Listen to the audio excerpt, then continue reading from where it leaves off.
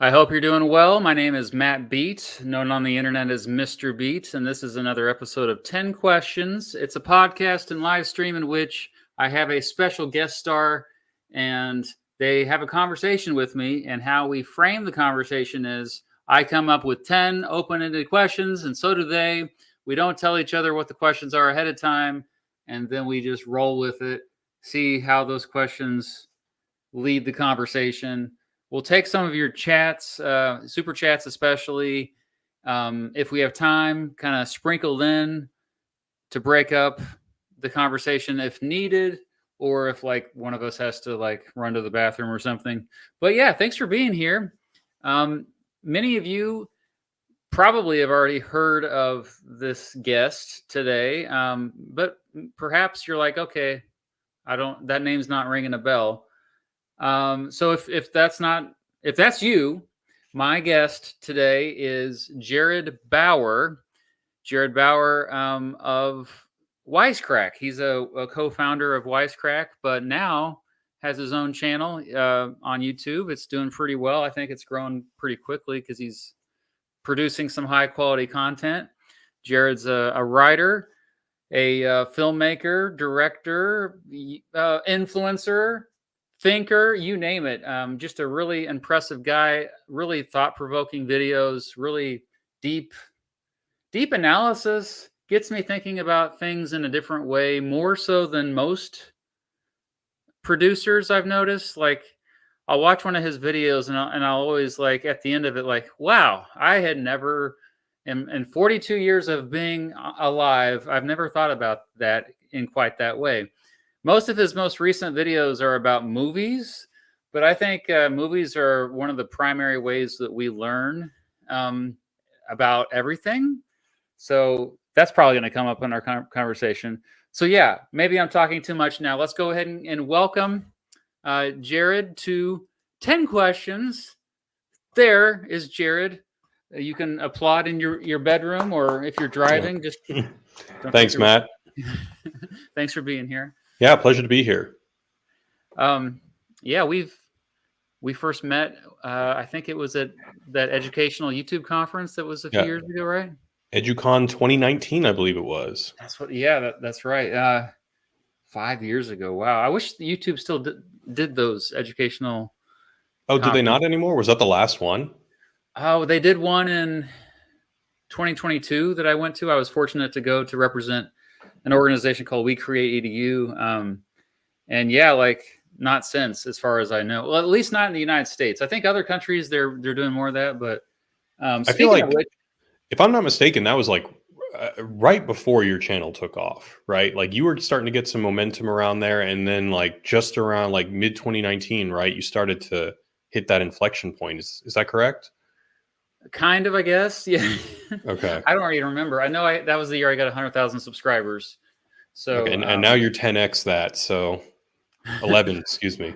Heck yeah. Oh, that's right. Yeah. No, it's pretty cool. Got that ridiculous plaque behind me that I kind of feel weird about displaying it behind me. But like, people should be like, no, you're proud. But you should. Okay. I'm glad you agree. I don't know. It's feel like I'm bragging all the time. Look at me. I got a giant plaque on mine. And anyway, yeah, so that was in California. That was the headquarters of YouTube, actually. And I've followed you closely ever since. But before that, with Wisecrack, I mean, I was a big fan of the channel. That was around for several years before then. But you left Wisecrack in, what was it, 2020? 2020, right? Yeah. Okay, yeah. So a lot of folks maybe haven't followed you recently. So maybe could you let the audience know what you've been up to lately? Yeah, I mean, so I left in 2020, and then I basically just took like a whole year off of content making, kind of disappeared for a while. And I ended up moving across the world, starting a new career. And so now I currently live in Helsinki, Finland.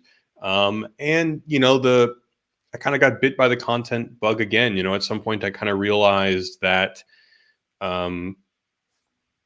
I was very burnt out after Wisecrack. And so like for a long time, for that whole year, the idea of making content seemed like absolutely not. Like the idea of opening up Adobe Premiere seemed like torture.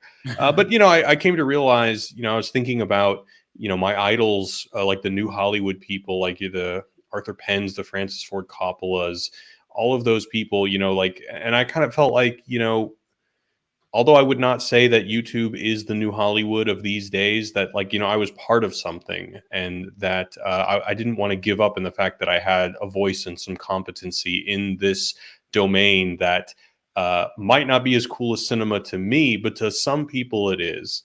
And I found a lot of meaning in that and decided that I wanted to, return to the airwaves. Yeah, I mean, you're a filmmaker first and foremost, right? Isn't that what you studied? Did you? That's what I studied. I mean, Yeah. I hesitate to embrace the term filmmaker because I don't make films. I mean, I am familiar with the craft. I'm familiar with the tools, but I guess I would. I mean, in terms of my day to day, I'm really much more of a critic. I'm someone who loves films. I'm maybe a film historian, but maybe one day I'll make a movie. Actually, it's funny you said film historian. That's one of the phrases I thought of. Let me go ahead and share what your channel looks like. Go subscribe to his. Appreciate it. He's on Twitch as well, but okay, still got to figure out how to do this. There we go. I literally do not miss a video these days. I look forward to your releases.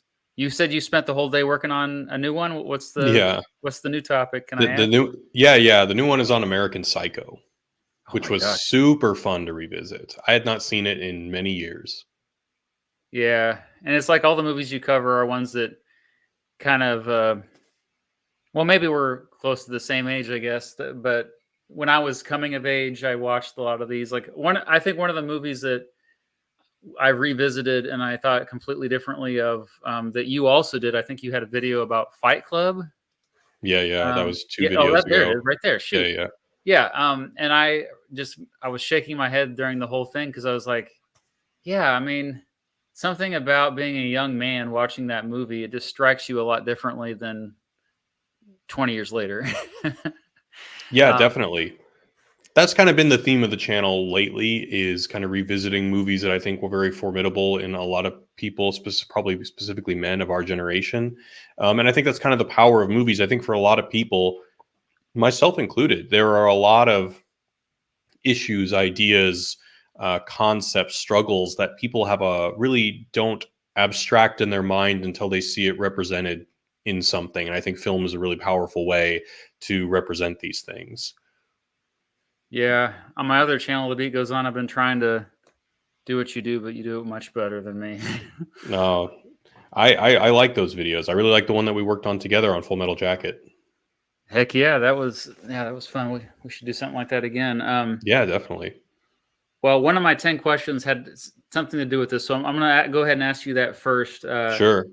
It's kind of a good segue. So let me put the banner up so we remember we stay on track. And again, if you have questions for either of us in the chat, feel free to ask. We will try to answer as many as we can throughout. So, in no particular order, but we're starting with this one. Which movies are worse, or I could also say less deep, watching many years later than when you first watched them? Like the first ones that come to mind. And just kind of coupled with this question, why do our interpretations of movies change? Okay, so this is a difficult question to answer because I think that a lot of what I've been doing lately is much more about impact. So, like, here's an example of a movie that I don't actually think is that deep, but I think that it's like, as a cultural artifact, as something that represents a perspective in time, it's deep, and that's The Truman Show. Yeah. Oh, my microphone. Sorry, I thought I shocked you with that answer or something. I'm just gonna hold it the rest of the. Hold on. Oh, take your time. Go ahead, and I'll fix my mic. Okay. You can still hear me though? Yes. Okay. So, The Truman Show is a movie that I revisited this year, and I did a video on it. It's actually my favorite video that I've made this year. And the movie has always been one that I think people really think of as a very deep film, but it's basically just Plato's allegory of the cave, but in the reality TV era, or like the emerging reality TV era, because reality TV became much more popular shortly after the movie. Um, but the way that I approached it was that there's something unique about the film in that it's a movie, visual storytelling that visualizes like fakeness and realness within like the language of visual storytelling. And what can we learn about the way that reality is depicted, and how actually simulations of reality can seem like access to something genuine at one time, and then when you revisit it 20 years later, it's like, oh wait, no, that was just tapping into tropes at the time that seemed very novel and fresh, and perhaps resonated with something that was going on culturally, but it's actually just as inauthentic as in the case of the Truman Show. Like, the whole idea is like the leave it to Beaver 50s aesthetic is so quaint and naive, and then contrast that with the 90s aesthetic, which is the quote unquote truth in the Truman Show. Now, I think that, the filmmakers did not plan for that, or at least we're not consciously doing that, is kind of immaterial. The point being that anytime that you make a movie about reality versus non-reality, as so long as it's a movie, you have to depict reality through a certain visual form, and that visual form is going to borrow from contemporary tropes and be of that moment. And so I watched the Truman Show saying, God, people say this movie's so deep, but it's, I never really found it that deep. But just through the passage of time, I think it actually became quite deep. Does that make That's so sense? weird. It does, but The Truman Show is my favorite movie of all time. I've made a Oh my video God. So about it. that's why the mic dropped. Yeah, literal mic drop, and that was dramatic. I no, so like it's weird because I watching as a young man, it came out in the late 90s. I was in high school. My life was in many ways like Truman, in terms of like I had a very sheltered upbringing, and I felt like I was trying to escape, and that's why I think it really resonated with me. However, also I was fascinated with this idea of a growing surveillance state. Um, what you're talking about in terms of like the superficiality of it is just like how we're longing for this quaint society that doesn't really exist, and mentioning tropes as well. Like I think that's fascinating to me because I didn't interpret it. I didn't even think about it that way at all in those first few viewings of it. But now, like I do think perhaps it's our interpretations are of it are different now as a society, because now we're like, oh yeah, reality TV, which reality TV didn't even exist that much in the late 90s. It's It was kind of like, mind blowing. yeah, Yeah. very, very beginning of it, like, Real World, that was basically it. But even that was, enough of a cultural phenomenon to, I think, inspire the film.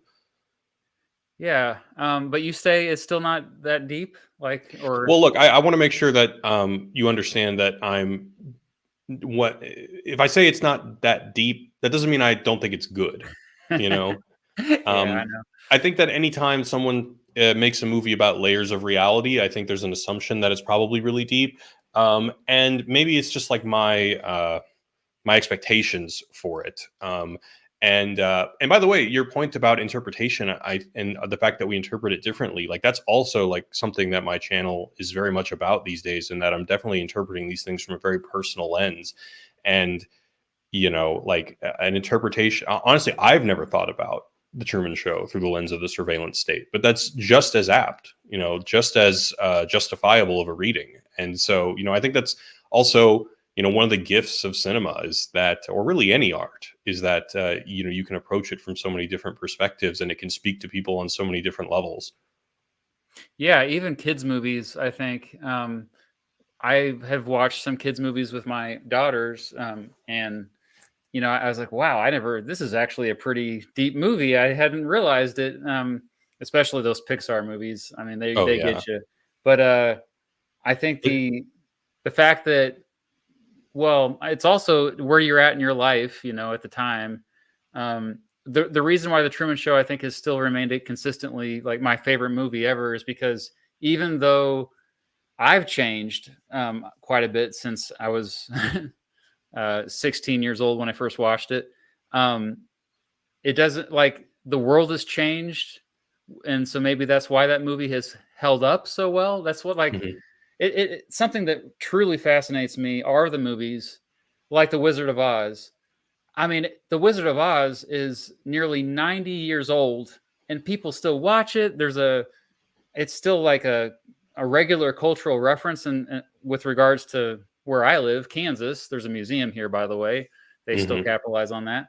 Um, but how can you create something that 90 years later people are still watching? That's pretty crazy to me. It's amazing, and it's so rare. It's It so is. hard. It's also hard to predict what's going to age well. It is like It's a Wonderful Life. I made a Yeah, video about that as well. Like, no one predicted that. It was a complete flop when it came out. Um, yeah. any other movies come to mind as, in terms of, So it was ones that are less deep than people think, and ones that are more deep than people think. Was yeah, that like, it? one the movie that really, like, sparked this question was American Beauty. I used to think Mm. it was such this deep movie, and then I watched it more recently. I'm just like, it's not. There's not a whole lot to this, actually. Um, I don't know, like, other examples of Yeah. movies you rewatch. Like, there's not much to this. Yeah, that movie is like I have not seen it in a while, but I remember also probably it came out in 1999. I think when I saw it in 1999, I was also really into it, and then I probably revisited it like 5 6 years later, and I also thought, uh, yeah, and honestly, that movie to me just kind of seems like and I don't mean this in a negative way, but it's kind of like the last stand of the boomers counterculture because it's um, like all of it's Lester Burnham, I think the character's name is Kevin Spacey. He's kind of like rediscovering his hippie angst. He starts smoking, and then like everyone else is like the quote unquote fascists. Like there's literally the guy who's the army dude literally has Nazi memorabilia, but he's like the um, closeted gay person, and I don't know. Yeah, it does seem a little bit hollow, that movie. Yeah, it's just like a guy having a midlife crisis, and Yeah, he rediscovers his youth. Okay. yeah. It's also like probably by today's standards, like probably I think if you showed it to like young people today, just the premise of the old creeper dad who's like hitting on his 16-year-old daughter's friend is probably just a like turn off the movie immediately, no go. Plus, it's Kevin Spacey. Like, Oh, and Kevin Spacey, of course. Yeah, true. he's turned out to be Um, quite a villain in real life. yeah, I'm trying to think of movies that are because there are like some obscure ones. Like there's a movie that no one has really seen called Vampire's Kiss with Nicolas Cage that I think is actually like brilliant. Maybe not even purposefully brilliant, but people just see it as something that's campy and has like meme-worthy Nicolas Cage I, expressions. I was gonna say that's the first thing I Yeah, thought of was the memes. yeah. It's actually a very similar film to American Psycho in some ways, in that it's like deconstructing the like Reagan era yuppie culture. Yeah, it's where that meme comes from, and the movie is the way that it borrows from tropes about vampires, and basically, like the original Dracula trope was that he was kind of a stand-in for the upper class, because Dracula is always depicted as an aristocrat who then goes out at night and sucks the blood of the poor. And now we have in this movie, it's instead of it's a yuppie. It's like an '80s young urban professional who doesn't really seem to do any work, but makes a lot of money, has a brownstone apartment, and goes out and sucks the blood of, in this case, his working class secretary. So I've always thought it was very clever and very fun, and not a movie that gets enough recognition, I think. Hmm.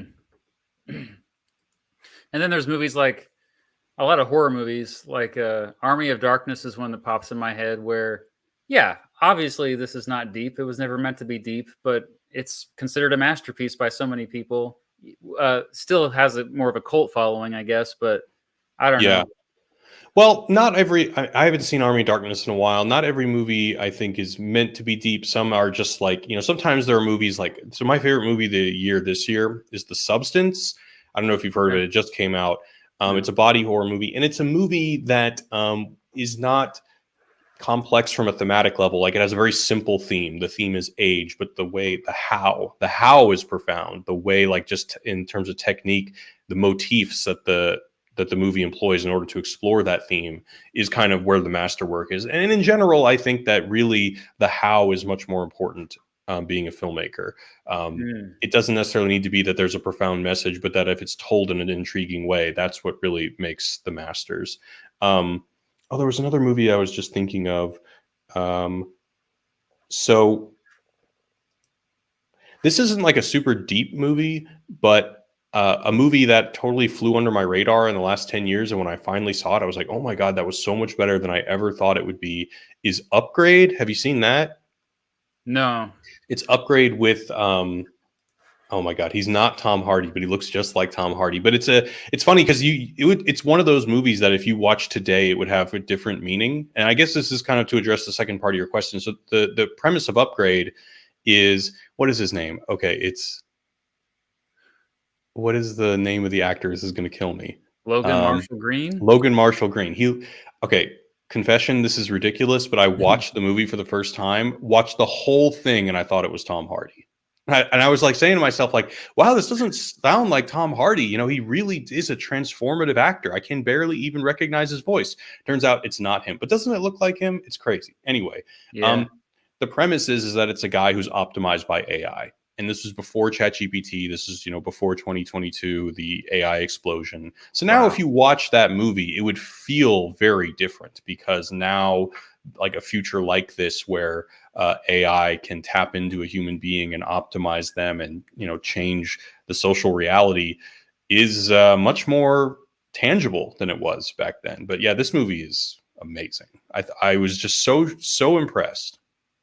There's another movie that came out more recently about how people can't experience pain anymore. This is also the distant future where kind of a dystopian. Do you know what I'm talking about? I don't remember the Mm-mm. name of it. The trailer was just one of the craziest trailers I ever seen. Oh man, where pain, and so like people get thrill out of experiencing pain, and so it turns into like this black market. Um, oh man, you don't know Yeah. the name of it? I haven't watched No, I it. mean, maybe if you said it, you said it's brand new. It came out last year, I believe. Yeah. Oh Mhm. well, we'll have to It research might come later. to me. Somebody in the chat. But to your second point about why do meanings change, and I think it's really just the nature of communication. I don't want to go into like a philosophy type lesson, but there's this this semantic, not a semanticist, but a philosopher of semantics named Ferdinand Saussure, and his idea was that in order for like whether communication, whether it's you or me talking or a piece of art that expresses something, there's the communicator, the person who says something, there's the interpreter, the person who interprets the message, and then there's the interpretant, which is that third thing, which is the lens, like the social lens through which we understand these things.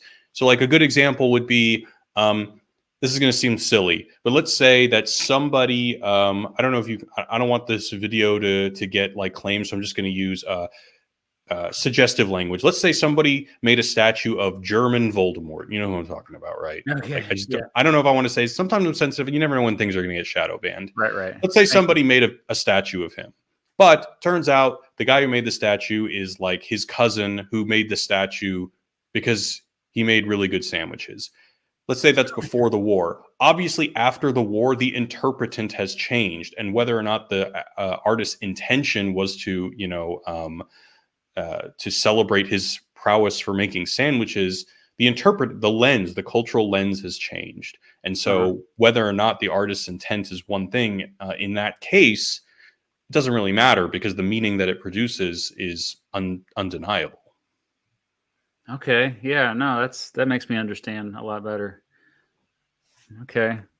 Um, thank you for this person here says two of my favorite creators I love listening to the Respect are Authorita podcast back in the Oh day. yeah, that's one thing from my previous project that I maintain is diehard South Park fandom, and so whenever there's new South Park, I always make a video on my new channel. Nice. Well, thank you, The Brian. the one other thing, just the one other example I like to bring up when it comes to shifting meaning is I tell people to think about clouds. Like you've probably looked at a cloud in the sky and said, "Hey, that looks like a heart." But you say that knowing that nobody actually molded it into a heart. It just looks like it. That's the purity of the interpretant. Like that's to understand what that is that a heart is something like a cultural or it's like a little thing, literal thing, but even like the symbol of a heart, which doesn't actually look like the heart inside of us, is like a I guess a cultural meme, a symbol that, you know, then we end up interpreting into the cloud, which was molded by nobody. Yeah, random forces, and we Right. find patterns in everything. So that uniqueness of us, like our perception of patterns, uh, and the fact that one person can have an entirely unique interpretation compared to anyone else, and there can be billions of different interpretations of the same work of art. Yeah, that's what one of the appeals of why. I mean, it is kind of sad. I mean, you just said earlier that you were you think of yourself often as a critic of art or specifically film, but you know, a lot of times I think people just kind of they want to hear what the critic has to say first before they watch the film as a guide. And I think that going blind into it, I think, is actually more rewarding oftentimes. But maybe most people aren't ready for. It's almost like you're a trainer for watching movies, because you know, Yeah. like you have to. I feel like I'm just now at the point in my life, and I'm somebody. I took film classes in college, like as electives, but granted, but I feel like I'm just now at a point in my life where I can handle watching a movie and I don't have to lean on a critic or any outside influence to help me understand what the movie's about. I can just focus in on it and interpret it on my own confidently. You know, Oh like yeah, like it's a lot of work. watching is definitely a skill for sure. Yeah. Um, I've actually recently gotten to the point in my life where I've kind of been able to like modulate my expectations to where I can like at least more appreciate movies. Like these days, I'm watching a lot more movies from like the 20s and 30s, which I never could really do because it was too boring or you know seemed too foreign to me. But you know, after you know you do enhance that skill of watching after a while, you can kind of modulate your expectations and to kind of like put yourself in the mindset of you know the what a audience member in the 30s might have been expecting, and it's a very Mhm. rewarding thing if you can do that. And it took you know many years to understand that it wasn't that it's a skill that you can hone to become a good viewer. And literally foreign films too. A lot of people don't watch Hmm. foreign movies. So like, oh, I have to read the subtitles. I don't understand the language. This is going to be a lot of work. And but I mean, if it weren't for me, if I was like that, I would have missed out on a great movie, Parasite. I watched Oh on the yeah, plane so coming back good. from Malaysia a couple. It's like, oh my gosh, how did I not watch this movie? It's brilliant. You just got to read a little bit when you watch it. Yeah, that guy Bong Joon Ho, that director. I mean, he's definitely one of the contenders for the modern day goat. I mean, he is amazing. Yeah, I have to check out more of his stuff. Okay, well, we don't want to take too much time now, All so right, you haven't asked yeah. your first question yet. So I've got a question. My questions are not about movies. So my first question, so it's one of the things I heard you talk about recently that I really appreciate you talking about because you don't hear a lot about it, and I think even in your mentioning of it, you mentioned that not a lot of people talking about it is the fact that we're in the midst of a political realignment. Um, so I really wanted to just hear you talk more about that and to make the question pointed. If you had to guess, what is the political landscape going to look like in 20 years? If it's still two parties, what will be the main areas of disagreement? Yeah, I'm glad you asked that question. So I'll try not to talk too much, but generally, I do think we're entering a seventh party system. So when we talk about the party systems, we mean the two major political parties, whatever they are. Usually it's Democrats and Republicans. They have a major realignment where they shift their platform, where the majority of people within the parties start to have different beliefs. Or what happens is they even kind of can flip sometimes. And what we're seeing happening right now, and I think this really began with the election of 2016 with Trump. But what also happened that election year was the rise of Bernie Sanders on the left, is this new populist era that we are living in, and in which it's mainstream for politicians to use rhetoric that is just they're saying whatever they can to appeal to the masses. They are using language like, we are fighting the elites or the establishment, or I'm for you, the ordinary person. I'm one of you, the ordinary people, which is, it always starts with, often with demagogues. I do classify Donald Trump as a demagogue because I don't think he believes most of what he says. He does believe some of it. I think he's most passionate about trade policy. I think that's his big issue. But he did tap into something very real. So did Bernie Sanders, in terms of so many people for so long thought that they were abandoned by establishment politicians.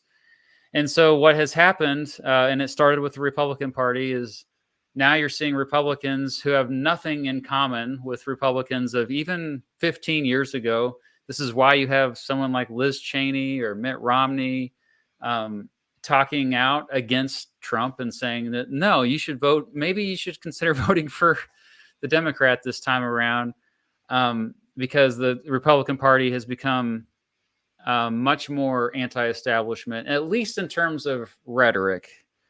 In terms of actions, not so much, but that doesn't really matter for most people, because most people aren't really paying that close attention to what's actually getting done in Washington, D.C. They just they listen to what people say. They generally believe them, if they want to believe them.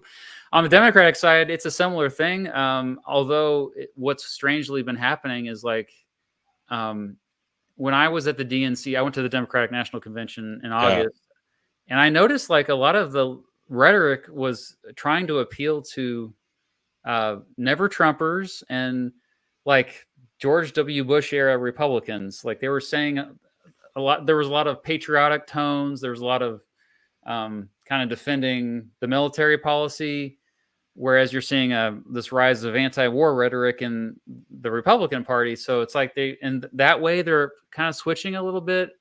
But at the same time, like, this is something that's definitely not brought up enough, is the parties are becoming more similar. When I say this, I think a lot of people just like, wow, they get this cognitive dissonance. But the reason why I say that is, if you get past the rhetoric and you get, or past specifically the finger pointing, then you realize a lot of the politics, or the policies, I should say, are the same. I always bring up trade policy as the first example. During the Trump years, we got more tariffs against China, and most of those tariffs are still in place under Biden. In terms of economic populism, we have seen a shift towards, like, it seems like Republicans don't care as much about, as far as, like, really wealthy people paying their fair share of taxes. They care more about, like, ordinary people paying. They want low taxes, but they want it specifically for less wealthy people. Or they are like, oh, you know what, I'm okay for raising the minimum wage, or I'm open to a universal basic income, or and that's been the language of the Democratic Party for many years before that. So they're coming together on that issue. Foreign policy is another example where the Republicans are like, no, we shouldn't go to war with Russia. But then on the Democratic side, they're like, we shouldn't go to war with, we shouldn't be like Israel. We shouldn't be supporting Israel. So it's just different parts. I mean, you kind of cherry pick what kind of fits your views in terms of foreign policy. There's other examples. I could go on for a while, but yeah, there's so much there that like, there's so many things I could rattle off of things I want to respond to. I don't even really know where to start. Well, so one of the things that I think you touched on that I totally agree on is well, again, it's like, how serious do we take the rhetoric? Like there was the fact that, what was it, at the RNC, there was like the Teamsters guy speaking, who, like the pro-union guy, like working class issues used to be the Democrats thing. That seemed a little bit weird. Then there's the fact that JD Vance will say things. I think he uses the term like corporate oligarch, which is not something that the Democrats would say. But obviously, based on the fact that like he's Peter Thiel's boy, there's no reason to believe that there's any substance behind that. And I guess this would kind of transition into another question I have, but I have backup, so we can still consider this the first question. So I've heard you say that, which I totally agree in, is that, people talk a lot about the divisive nature of our current moment, but, you very rightly bring up that, yeah, but, we had a civil war once. There were people who were literally willing to kill the other people. Maybe things aren't so divided.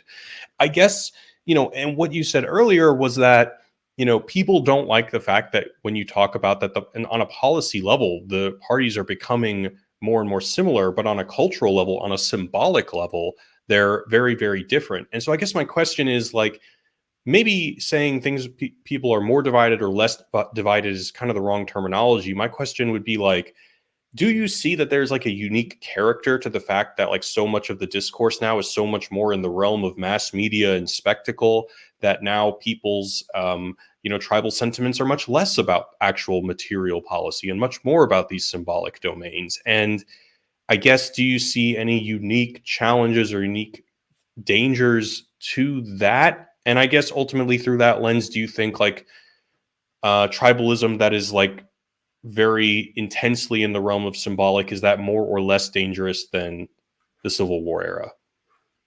Well, did you catch my video about why we're so divided? Like why we I have did no not. long. I did Oh, okay. not. Oh, well, great. I just made a Okay. video about this a couple weeks ago. I released it where I basically boiled it down to 4 reasons why we think we're divided. That's the Hmm. key word, think. We think we are. And I think it's rooted, like most things, in economics. The middle class has been shrinking for so long, like at least a couple generations.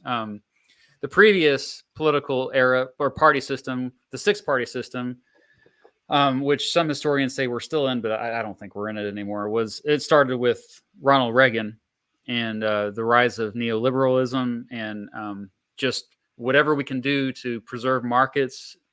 That's the highest priority, is like protecting capitalism, even if that means like sometimes we're letting political freedom slide. And so, yeah, so the shrinking in the middle class is the first reason why we're so divided, why we think we're so divided, because like you are attracted to more extreme positions, and you're falling more for charismatic people who make promises in the media, and like you also are looking for scapegoats. Unfortunately, when things aren't going as well, you're more likely to blame a group of people. Another big cause of why we think we're so divided is the rise of individualism, where we have never been more individualistic than we are right now, and in human history. When I say individualism, I mean like we value whatever we can do to make us happy in terms of our identity, our values. We want independence. We think that we want to choose our own path, even though really our paths are often chosen for us. But that's besides the point.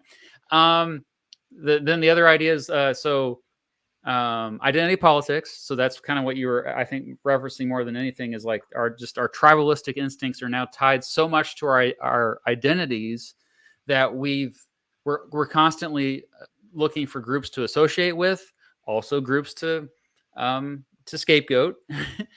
Yeah. And then So, finally, oh no, yeah, go ahead. before you respond, yeah, like the last thing is like something that I think kind of gets a little bit too much attention, but echo chambers and the fact that we're constantly seeking out information in our epistemic bubbles that kind of silo us into these little corners of the internet. That's all why we think we're divided. Okay. So the one thing I want to focus on that you said is you keep on saying that we think we're divided. What's the difference between thinking we're divided and actually being divided? politics. So people gain power by having us divided. So it's purely, I mean, that's been Trump's whole thing. Like he doesn't want us united. What's interesting is now the Democrats are starting to embrace that language again. They abandoned it for a while, but now they're like, no, we're the big tent party. We're olive branch. As long as you're not like with Trump, we want you to be with us Republicans that are not Trumpers. But the fact is that, yeah, like because of the way it's like kind of systemically, this is how society is it is just how it exists now, where it's so easy to just kind of divide and conquer. Then if you want power, it makes much more sense just to target a segment of the population. And while you're targeting that segment, you're demonizing another segment, and you're saying whatever that one segment that you're targeting wants to hear, so that they trust and believe you no matter what you say. And yeah, it's just power politics. I mean, maybe that's too cynical of me to say. I don't know. What do you think? No, not. I guess what I'm wondering is, so if I'm understanding, you're saying that if we were actually divided, we would have disagreements about specific policy or political positions, but we actually just think we're divided because a lot of our just sentiments are being ginned up. And although I would agree that one is at least more grounded in material reality than the other, my question is, do you think that thinking that we're divided is any less dangerous than being actually divided? Oh yeah, great. Yeah. um, no, I don't think so, because if you sit two people down who one person is a member of the Republican Party, another person is a member of the Democratic Party, and they talk for a while, they'll eventually realize they have way more in common than they don't. And so that, I think, and see, we see this happen a lot with families, because a lot of times families, even if they have different political associations, they're still stuck with each other, for Yeah. the most part. We've seen some estrangement. We've seen some families literally divided because of politics. But no, I mean, they still see each other on the holidays and at certain social gatherings. They're together, and so they do. I mean, inevitably, like me and my dad, we have to talk about these things. And the more we talk, the more we realize, oh yeah, we kind of agree more than we disagree still. And so I think that actually makes it so that I'm more hopeful for the future, because a lot of Mhm. times we just consume so much media that tells us that we have enemies and that they have nothing in common with us, like they're satanic and all this. And that wears off. And I think that just doesn't have as much staying power. And so as long as like we still have these connections, like I guess as long as we're still forced to be around people that had different political associations as us, then I think we'll be fine. I do get a little worried when like we're not even interacting with each other anymore. Yeah. To me, that's like I go out of my way to try to interact with people who have different political associations than me, because I get bored. But I mean, most people don't. So No, yeah. I mean, unfortunately, yeah.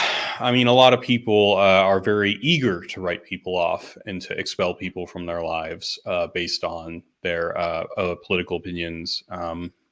It's honestly made me a lot less social in my life. I'm a lot less, and I think it's also like, to your point about being individualistic, I think that so something like that I see is like going to the movies these days is kind of a nightmare, and that's my favorite thing to do in the world. And I think it's like a two-prong issue. One is that because we're more individualistic, everybody has their own kind of set of like theater ethics. For some people, like if I ask them to stop texting their mom during the movie, they think like, what an asshole. I'm texting my mother, like you can't, like, it's ridiculous to ask me to stop. Whereas to me, so everyone has like their own like specific, ideas of what good behavior is. But on the other hand, I think that because we're all like coddled by so much comfort and so much immediate gratification, we have so much less, like we can tolerate so much less from other people. We can tolerate so much less difference. And so it's just like this double-edged sword that makes for me like going to the movies, and I think just social settings in general, a lot harder to get excited about. yeah, it's the paradox of never before have we encountered so many different people than us, but never Yeah. before also have we like been so comfortable with like being who we are that I was walking just yesterday. I was walking my dog, and this guy in this big truck drove by, and the exhaust came out, and it was really loud. And I was like scoffing at him, like this guy's probably a really nice guy, but I was all upset that he had a loud truck and that I had to breathe in some of his exhaust. Like, Yeah. that's a good example, maybe. Okay, we are at 45 minutes already, so I'm Okay. gonna One question. Yeah. yeah. This next question is more broad, though. Maybe I don't know how you're going to answer it, but uh, just what are you the most passionate about? Movies, 100%. Oh, there we go. Yeah. Yeah, movies are, and that's kind of why the channel has, that has been basically the thing that I've loved the most for most of my life. And then, I think I got a little bit too close to the sun when my livelihood was kind of bound up in talking about movies, and then living in Ah, Hollywood where there's a lot of kind of gross things. I kind of had to like distance myself from it. But then I highly recommend moving to the other side of the world where there's a great movie theater and you kind of get away from it and you can really rekindle your love for something. But yeah, I love movies. And I think, you know, um, it's not just when I say that I'm a critic. It's not just that I'm a movie critic in the sense that like I like to dissect movies or that I like to say whether movies are good or bad. But like a critic to me is like somebody who is fascinated with just the competencies or to be able to describe the world. Like Marx was like the world's most famous critic because he could just, better than anyone describe the system as it seemed to be capitalism.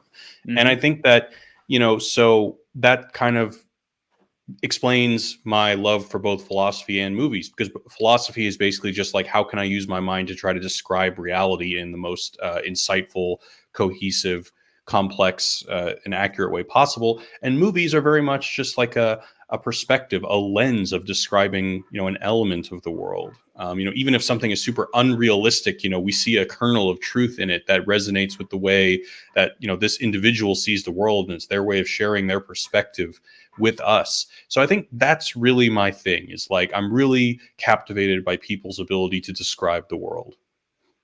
Yeah, and I noticed that if somebody is able to describe the world in a way that we've all been thinking, but nobody has actually said it out loud, that's when it really resonates because, like, holy crap, this person's been saying what we've been thinking all along. And so that's pretty Right. special when that happens. Absolutely 100%. Well, what got you first started in the movies, though, when you were a kid? Well, I grew up in Houston, Texas, where it is so hot, and the movie theater was the best air conditioned building in town. I mean, I really think it was that. And movies were very cheap these days. I remember like $4.50 for a movie ticket, so it was just something that I could do. And I would, also back then a lot more movies were made. Unfortunately, just not a lot of movies are made these days. So every weekend there was at least 2 or 3 movies to see that were worth seeing, at least worth paying $4.50 for. But I also think like a lot of what my channel is about these days is about how movies are kind of like these potent ideological tools, not only to like, not in like the vulgar Marxist sense that like they're there to brainwash us, but also that like they are uniquely powerful tools that can kind of contextualize like our inadequacies and our frustrations in life. There's just something about that 90-minute format, like Young and Campbell will talk about this, that and seeing really real people, close-ups, all that stuff. There's a lot of sympathy between the viewer and the character on screen. It really allows us to kind of see ourselves project onto these people, and not only learn what to desire, learn what to expect, learn all these different lessons. And I think like for a lot of kids, a lot of people who were struggling with something in life, I think a lot of people find solace in movies, because every movie is about finding redemption in some way. And we're all kind of looking for that. We're all looking for answers. We're all looking for ways to understand ourselves, to better ourselves, to reach a goal. And that's what the 90-minute, 120-minute format is all about. Yeah. Also, though, 90 minutes is about like the time when you have to go to the bathroom or you're starting to get hungry or something. Yeah, definitely. So yeah, that's not to make it too long. Well, and our attention spans may be shrinking in some regards, but there is something still about like once you get into a story that's good, like you're fine. Like I still find Yeah. like when I put on a movie on Netflix or something just to sit on my couch, I do find at the beginning I'm, with the phone, I'm just like kind of looking at both, but then if the story's good, 15, 20 minutes in, I'm like I have abandoned my phone and I am dedicated now. Do you find yourself like that too when you watch something new? Well, I mean, look, I am very strict with myself to like maintain a good etiquette when watching movies. Yeah. So like I won't look at the phone, but that's not to say that I don't like feel that impulse of like, ooh, I wonder if I got that email. I mean, that does happen when I'm watching movies, but Uh-huh. I kind of have to silence it. Yeah, I mean, I think that I don't know, I think that it's still a different like the if you spend an hour and a half watching Instagram reels, it's not the same phenomenon. It's not the same feeling as watching a movie or reading a book. I actually read much more these days than I ever have. It just makes me feel better. Like when I watch too many Instagram reels or TikToks, like I just don't feel very good afterwards. It's like too stimulating. Um, and that's why I'm actually kind of hopeful for things. I think that eventually, like just human chemistry is going to guide us more in the direction of things that make us feel good. I don't think that the attention span is going to keep on getting shorter and shorter, and it's going to be like Fahrenheit 451. I think that I think that movies and books will always have a life because Mhm. it's a different sensation psychologically, I think. Yeah, and when you're more invested to in something, it seems to generally be more meaningful, whereas it's fleeting if you're just scrolling through different things. Now, I'm not saying that scrolling through a bunch of short videos is inherently bad. I think that sometimes it's just fine, uh, but everything in moderation. Like there's a time and Yeah. place. Because I found that I can actually teach a pretty good little lesson in a YouTube short less than 1 minute, which by the way, YouTube just announced that they're extending the length of shorts to 3 minutes. Oh So wow. that's interesting. Yeah, but I think that I could still teach a mini lesson in that amount of time. And if that means somebody's scrolling through, they're watching 20 different videos, 20 minutes, they're maybe getting potentially 20 mini lessons. And I think there's still value in that. I don't know. Yeah, and that's my point. I'm not a doomer about the short programs. I'm not like, oh, all these children are lost. Their attention spans are just gone. I mean, if anything, I think maybe it even just like makes um, the standards for movies higher. Like one thing I'm always really proud of, like one of my favorite movies of all time is The Matrix. And like when I have friends that have kids, they say like, I can't get my kid to put down the phone for anything, but he didn't even think about his phone when he was watching The Matrix. And I'm always like, hell yeah, like Awesome. it's all just about the good storytelling. Absolutely. I mean, I got a Gen Alpha daughter. I mean, when I play a movie for her that came out in the 80s, I'm kind of watching over her and seeing like, oh, okay, interesting. I'm like taking notes, like seeing what captures her attention. And yeah, a lot of that stuff still holds up. Yeah. All right, All your right. turn. My turn. Okay. Here's a juicy one. I think like all of mine are going to be more about politics and all yours are going to be about movies, but that's okay. It's all good. All right. So this is a long question. I hope you don't mind the long questions.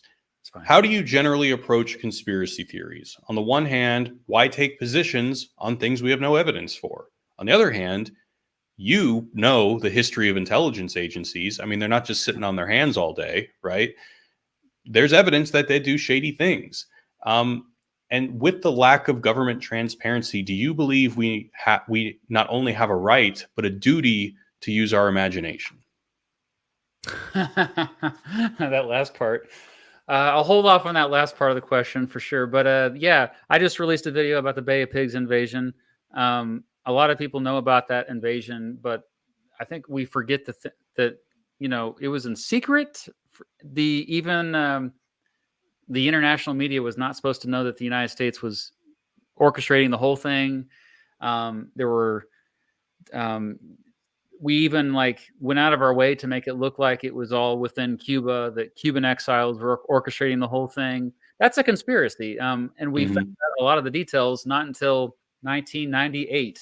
So several decades after it happened in 1961. And this is often the case with CIA crap, like deep state, the traditional deep state stuff where they classify information. And a lot of times they do classify it to protect their own butts. Like when you keep a secret, it's more likely you're keeping that secret to protect yourself versus protecting others. Although legitimately, often things are classified to protect others as well. But I think to have a healthy sense of cynicism when you hear this, that something is declassified, I think that's important. So questioning authority generally is good, especially questioning authority that has no accountability, like the Central Intelligence Agency, like even much of what the Pentagon does. They just get a blank check from Congress every year, and a lot of that money is just spent on whatever they want. No questions asked, both Democrats and Republicans.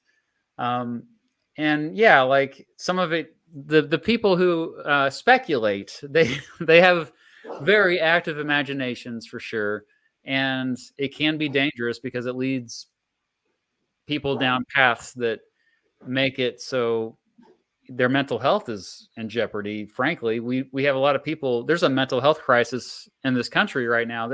I mean, you go to a Trump rally, you interview some of these people, you're just like, why is this person not on medication or seeking therapy? Wait a second, this is their therapy. They're finding other people like them. That's what they're doing. And you do feel for these folks. So it leads to paranoia, but also like a lot of conspiracy theories there's no basis in reality. And I say that as somebody who used to be deep into many conspiracy theories when I was a young man. Really? Yes, I was into JFK assassination conspiracies quite a bit when I was a teenager. The moon landings were a hoax. I later made videos about this, and I was up front saying, "Hey, I get why people believe this stuff, but after I actually researched it, here's why we can't make these assumptions." And the bottom line is, I always say, if you have a theory, really what it is a hypothesis. So if you have a hypothesis, fine, that's cool. Let's research it and test it out, see if what you're saying is actually true. But the problem with most of these conspiracy-minded folks is they just stop right there. They believe what they want to believe. They make bold assertions without any evidence, even if sometimes the assertions might accidentally be true because, like, oh yeah, like the government was, covering this up because they do that from time to time. It doesn't matter because I think the root of the problem with conspiracy-minded folks is they're just making claims without any evidence, and they're confident that these claims are true. My whole thing is you should question everything, but you should keep learning. Don't just stop. Don't just say you have all the answers, because so many of these people think they have all the answers, and that's pretty dangerous when you got all these conspiracy-minded folks who are so sure they got it all figured out, and they're confident and willing to even act out on it, as we saw with, look at what happened during the pandemic. A lot of people, I just think 2020 broke a lot of people's brains. Like, conspiracies have never been more in style than they are right now. Would you Yeah. that?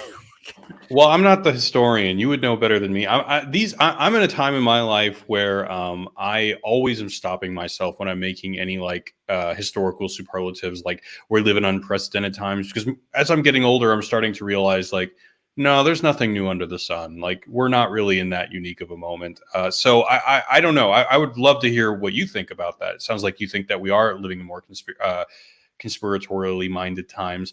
Yeah, 2020 was hard. 2020 was hard for me. COVID was a nightmare for a lot of people, and I definitely wouldn't blame anyone for having a hard time during COVID, because a lot of people were put through a lot of very taxing times.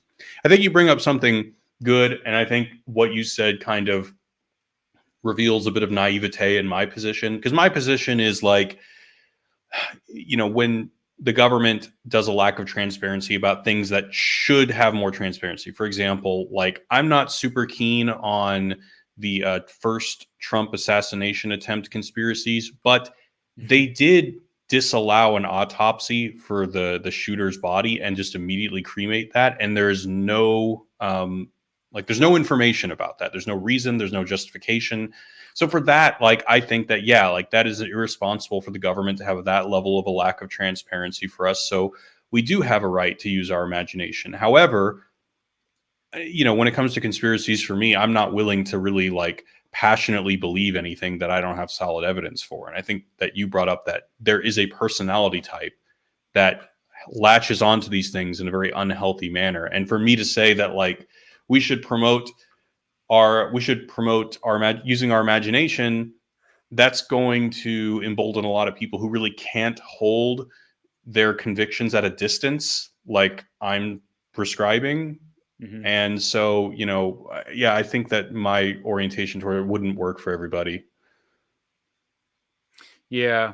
I also say, I mean, again, I was raised in a way to be very thinking like I was in a special club and everyone else was crazy. I think a lot of conspiracy minded folks think that, no, I'm not the crazy one. Everyone else is crazy. And I think that also coincides with paranoia, but also this way of thinking about the world in general, that you're just special. You're in the special group. You got secret knowledge that no one else has, and you just can't wait for other people to hear this knowledge. And there's a lot of similarities with religions, I think. Yeah, I think that's carried over. Yeah, I think the whole conspiracy thing just hit the high point with the flat earther thing. Like that seems to have died down a little bit. But I remember like 2018, like there was that Netflix documentary, and that was like, the Netflix documentary kind of came away with it is just that, we live in alienated, atomized times, and people need a community, and people feel that they've been looked over and forgotten about. So it's a way to build community and kind of like stick it to the man in one fell swoop. And, I think that diagnosis makes sense to me. And I wish there were other options that people wouldn't fall into like those particular things. However, well, I don't know a lot about flat earthers, but it seems relatively harmless, but still you would hope that people can kind of, well, I'm tempted to say like form communities based on reality, but then I don't even know if I believe that because, there's the whole question about religion, which I actually have a question about later. But anyway, yeah. We do need communities. Yeah, that's for sure. Yeah. I think that's been proven by science, is that we're social creatures. And thank you, Side the Puzzles guy. And I've already made a video about James Polk, and I am planning a video on Calvin Coolidge within a year or two. So just wanted to let you know that. Okay. Whose turn is it? Is it your turn? It is my turn. Okay. And this is why I do this banner thing, because okay. So I'll try to keep something. Do I have more movie questions, or do we want to?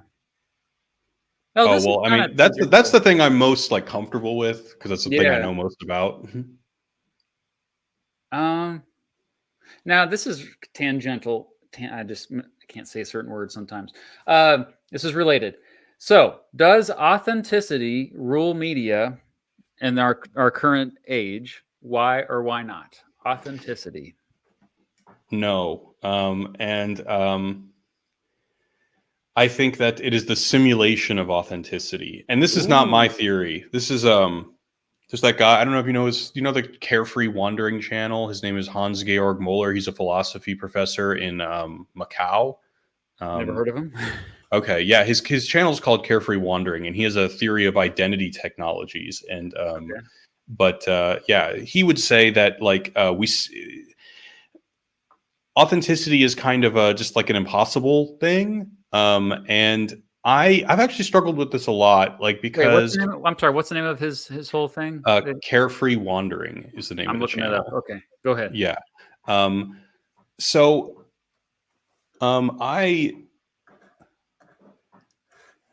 My initial efforts on YouTube were very much like I was me, but it was like I was playing a character. Not only because it was a company and I had a lot of contributors and but I was playing a character who was doing all these things himself. Although that was never explicitly stated, I did know that a lot of people were interpreting it that way. And so after that, I really kind of thought that authenticity was like a very central value of mine. But then I did a lot of reading, and I kind of have started to believe that authenticity is just kind of a constantly moving target that doesn't actually exist, because we're all existing in like kind of social mores. We all have like social pressures that inform our decisions. And I think that, like, complete pure authenticity is just not a real thing. I remember I was really, during COVID, especially because I think that there was so much nonsense, so much going on during that time. I was drawn to this book called The Spiral of Silence by oh shit. I'm sorry, I had the I'll look it by up. Elizabeth Noel Newman. Okay. And the book is about basically, like, how World War II happened. How did Germany, get this screwed up? And as I ordered the book, I assumed some things. I assumed that the book would be a call to authenticity, that, like, hey, when you see something bad happening, call it out. Because if you don't, silence will spiral. And the next thing you know, people are perpetuating atrocities.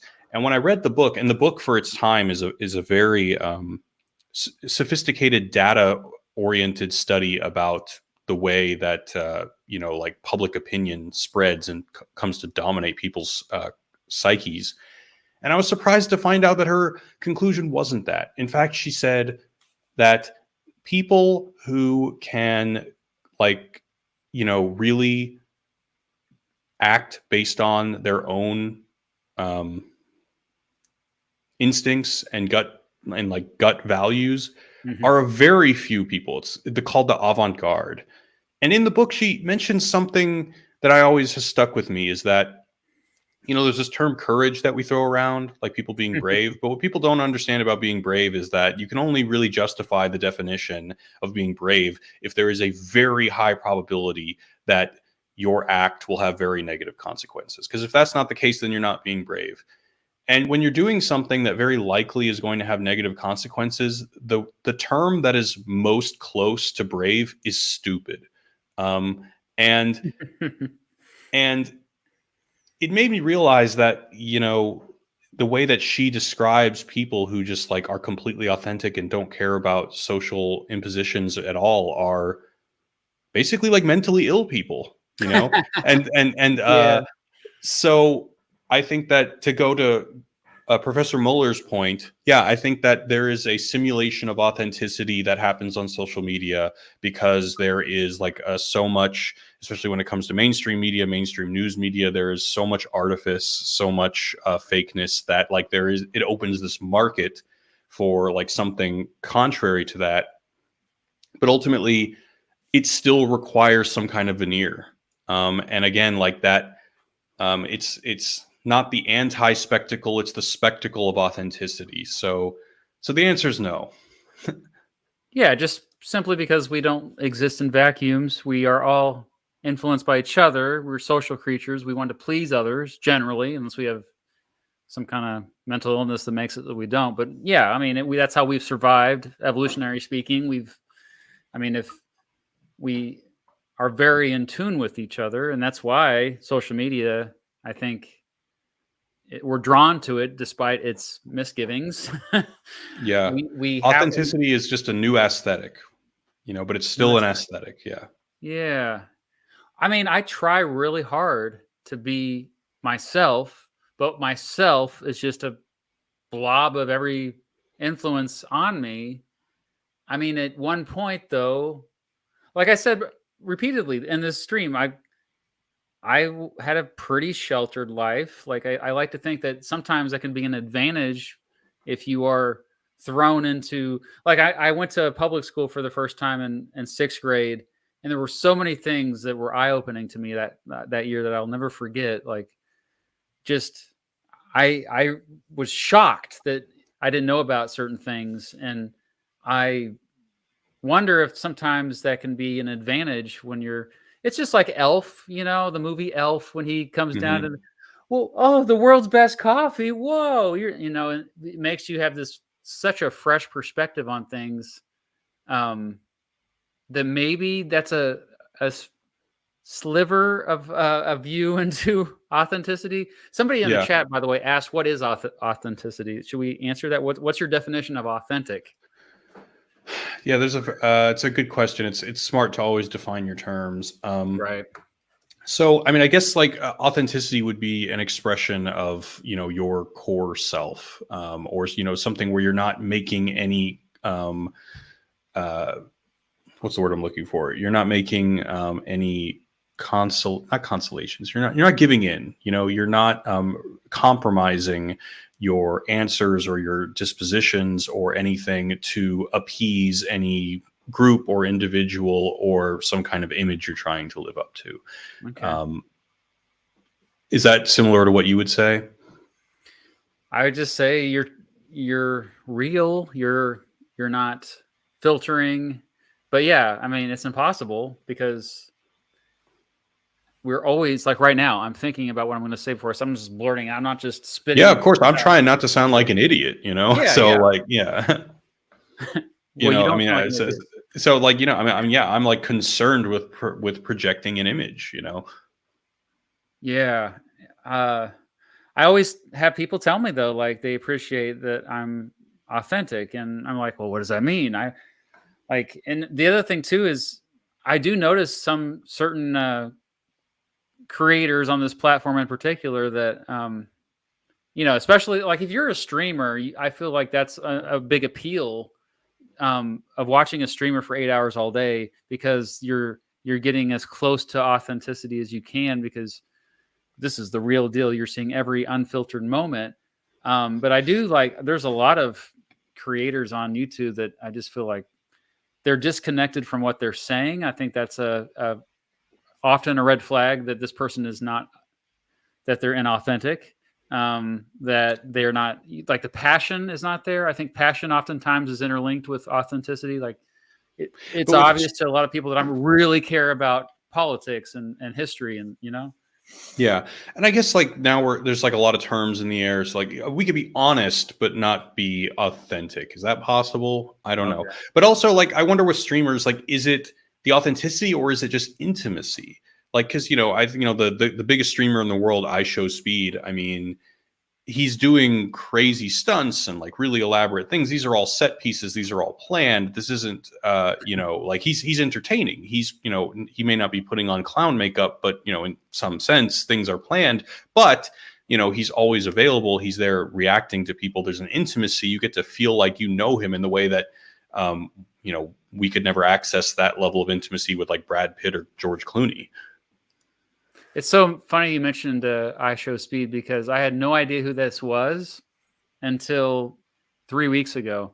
And 3 weeks ago, as it turns out, I was like in the same building as I Show Speed Oh, in nice. Kuala Lumpur, Malaysia.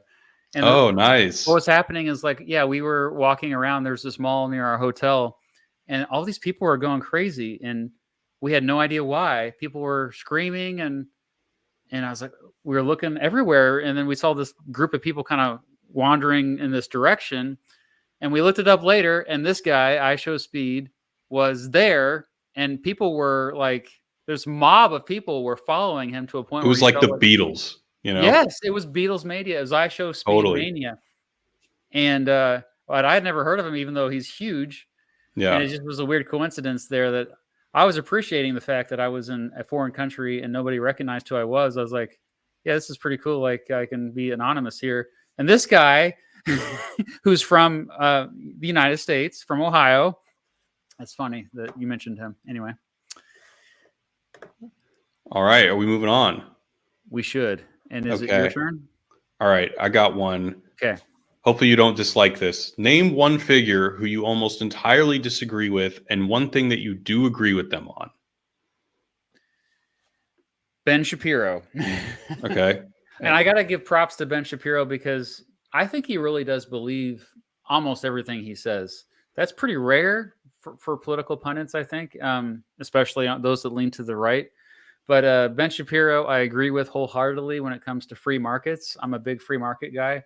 I think tariffs are one of the most destructive forces we've ever seen. We got rid of most tariffs after World War II, and we saw economic growth unprecedented afterward. And there was always a debate about tariffs. For those of you wondering, a tariff is just a tax on imports or exports. Generally, it's on imports. So you're trying to make it so you're trying to promote domestic industry versus foreign. You're trying to reward American enterprise by trying to get more startups in your own country, more infant industries developed in your country.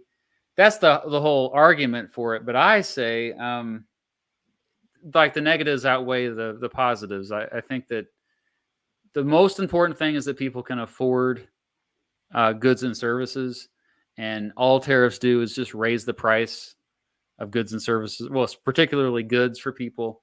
And I think that all these tariffs we've been seeing the last several years have been damaging. Part of the reason why we've seen inflation. So that's where me and Ben Shapiro, I think, strongly agree. Yeah, I knew that would be easy for you because you're not like one of the super like if I dislike somebody, then I have to dislike everything that comes out of their mouth, which is unfortunately depressingly common these days. So Yeah, I knew that wouldn't be too hard for you. So about Shapiro's sincerity, maybe authenticity is the wrong word, but sincerity. do you think that he actually believes his claims about religion?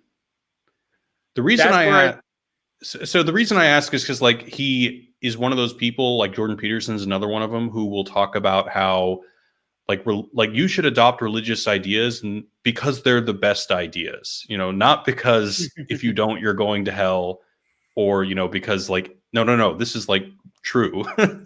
Yeah, I think that's actually the exception. I think he's not entirely sincere when it comes to, because some of his religious beliefs just clearly contradict his other beliefs, and I think he's just trying to. That's matching his identity, and he realizes that a lot of his support comes from that identity, or at least that association, and he doesn't want to lose that segment of the audience. And I mean, we all are guilty, I think, to some extent as creators we're as victims of audience capture, like trying to just make videos or say in like live streams like this what the audience wants to hear. We're all guilty of that. It's hard to completely avoid, but at least a lot of us try to. And I think a lot of political pundits in particular, they don't like, I would say that many of those so-called the ones who used to lean to the left. I'm not going to name any names specifically, but I'm sure the viewers can already have some of these names in mind. They used to associate with the Democratic Party or lean to the left, and now they lean to the right and associate with the Republican Party. My argument, my hypothesis, is that many of these folks just are victims of audience capture. Their audience kind of led them to this other side. Also, when I say audience, I mean, primarily we're talking about monetary rewards. We're talking about more ad revenue opportunities, more opportunities to make money than they would have had previously. It's not, it's what I'm saying is not like that insightful. It's kind of just so many things come down to that. And I think a lot of us want to sound smart by saying oh no, their incentives are much more complicated. No, people like money. I like money, and I think a lot of us should just admit that more. Sometimes, I just told some high schoolers, the old high school where I used to teach. I went back and spoke last week, and I told them, yeah, part of the reason why I make videos is for money. And I think a lot of them were like, what? He said the quiet part out loud. Yeah. So that's another thing. Like that's what I'm talking about, the simulation of authenticity, because like the fact that that's taboo, and it would be, probably for my audience too. I mean, there are people in my Discord server that I have conversations with regularly who, like if I tell them like, yeah, I'm probably not going to make a video about that movie because I don't think the video would do well. They're like, what? Like you care if a movie does well or if a video does well? Like why? Yeah. Like for money? I'm like, yeah, man, like, I mean, I don't know what standards you hold yourself to. I don't know, but I'm only human.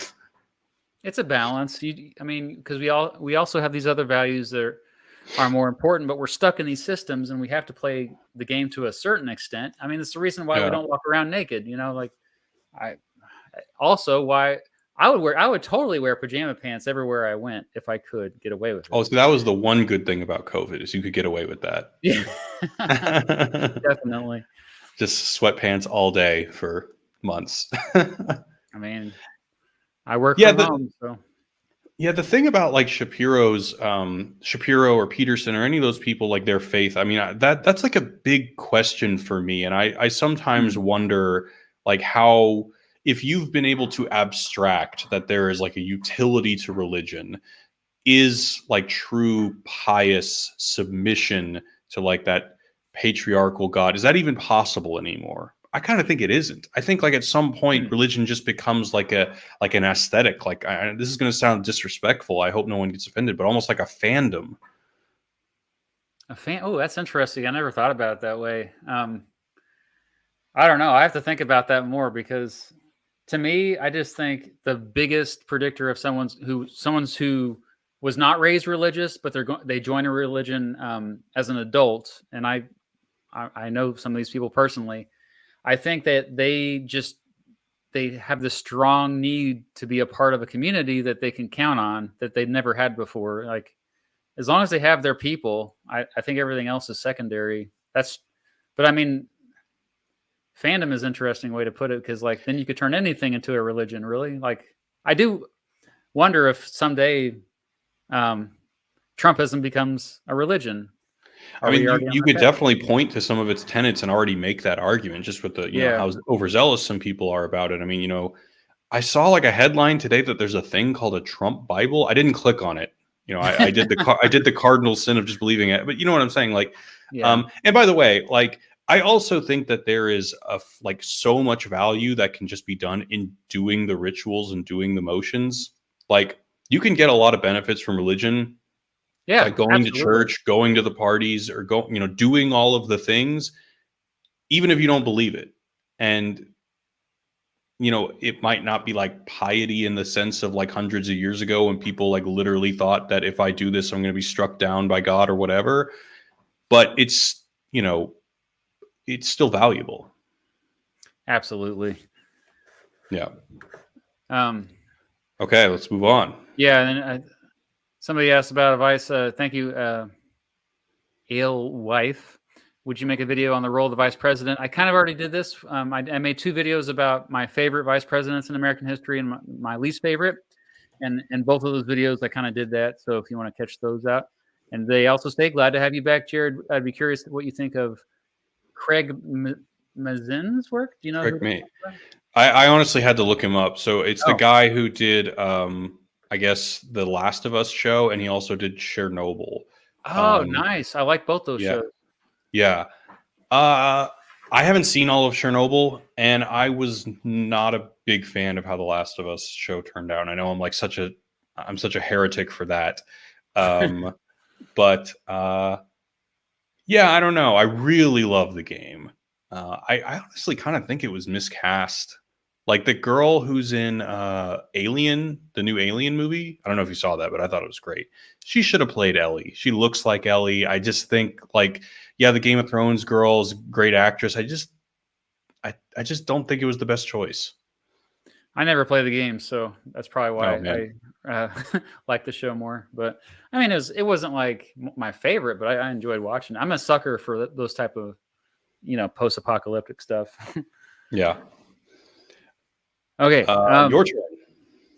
I'm torn between two questions, but I think you mentioned the Trump Bible, so I'm going with this one. Are we in a golden age for fraudsters / con artists? Why or why not? Anytime someone asks me a question about history, I again, like, I just don't know that much about the history of con artists. You Well, but know, think about, I mean, we are in a unique time in terms of access to information has never been easier. Couldn't you make that claim? yeah. Okay, so there's a lot of Not things good that I like. information. Yeah, yeah, definitely. Like I think there's so many tools that like, bad information. You know what's super interesting? I don't know if you like, do you ever watch some of those videos on YouTube that are like there are these channels. I don't know, maybe the algorithm has identified different cognitive biases in you than in me, but I get all of these videos that are reviewing the electoral map and like going through the polls every day. These videos gets hundreds of thousands of views.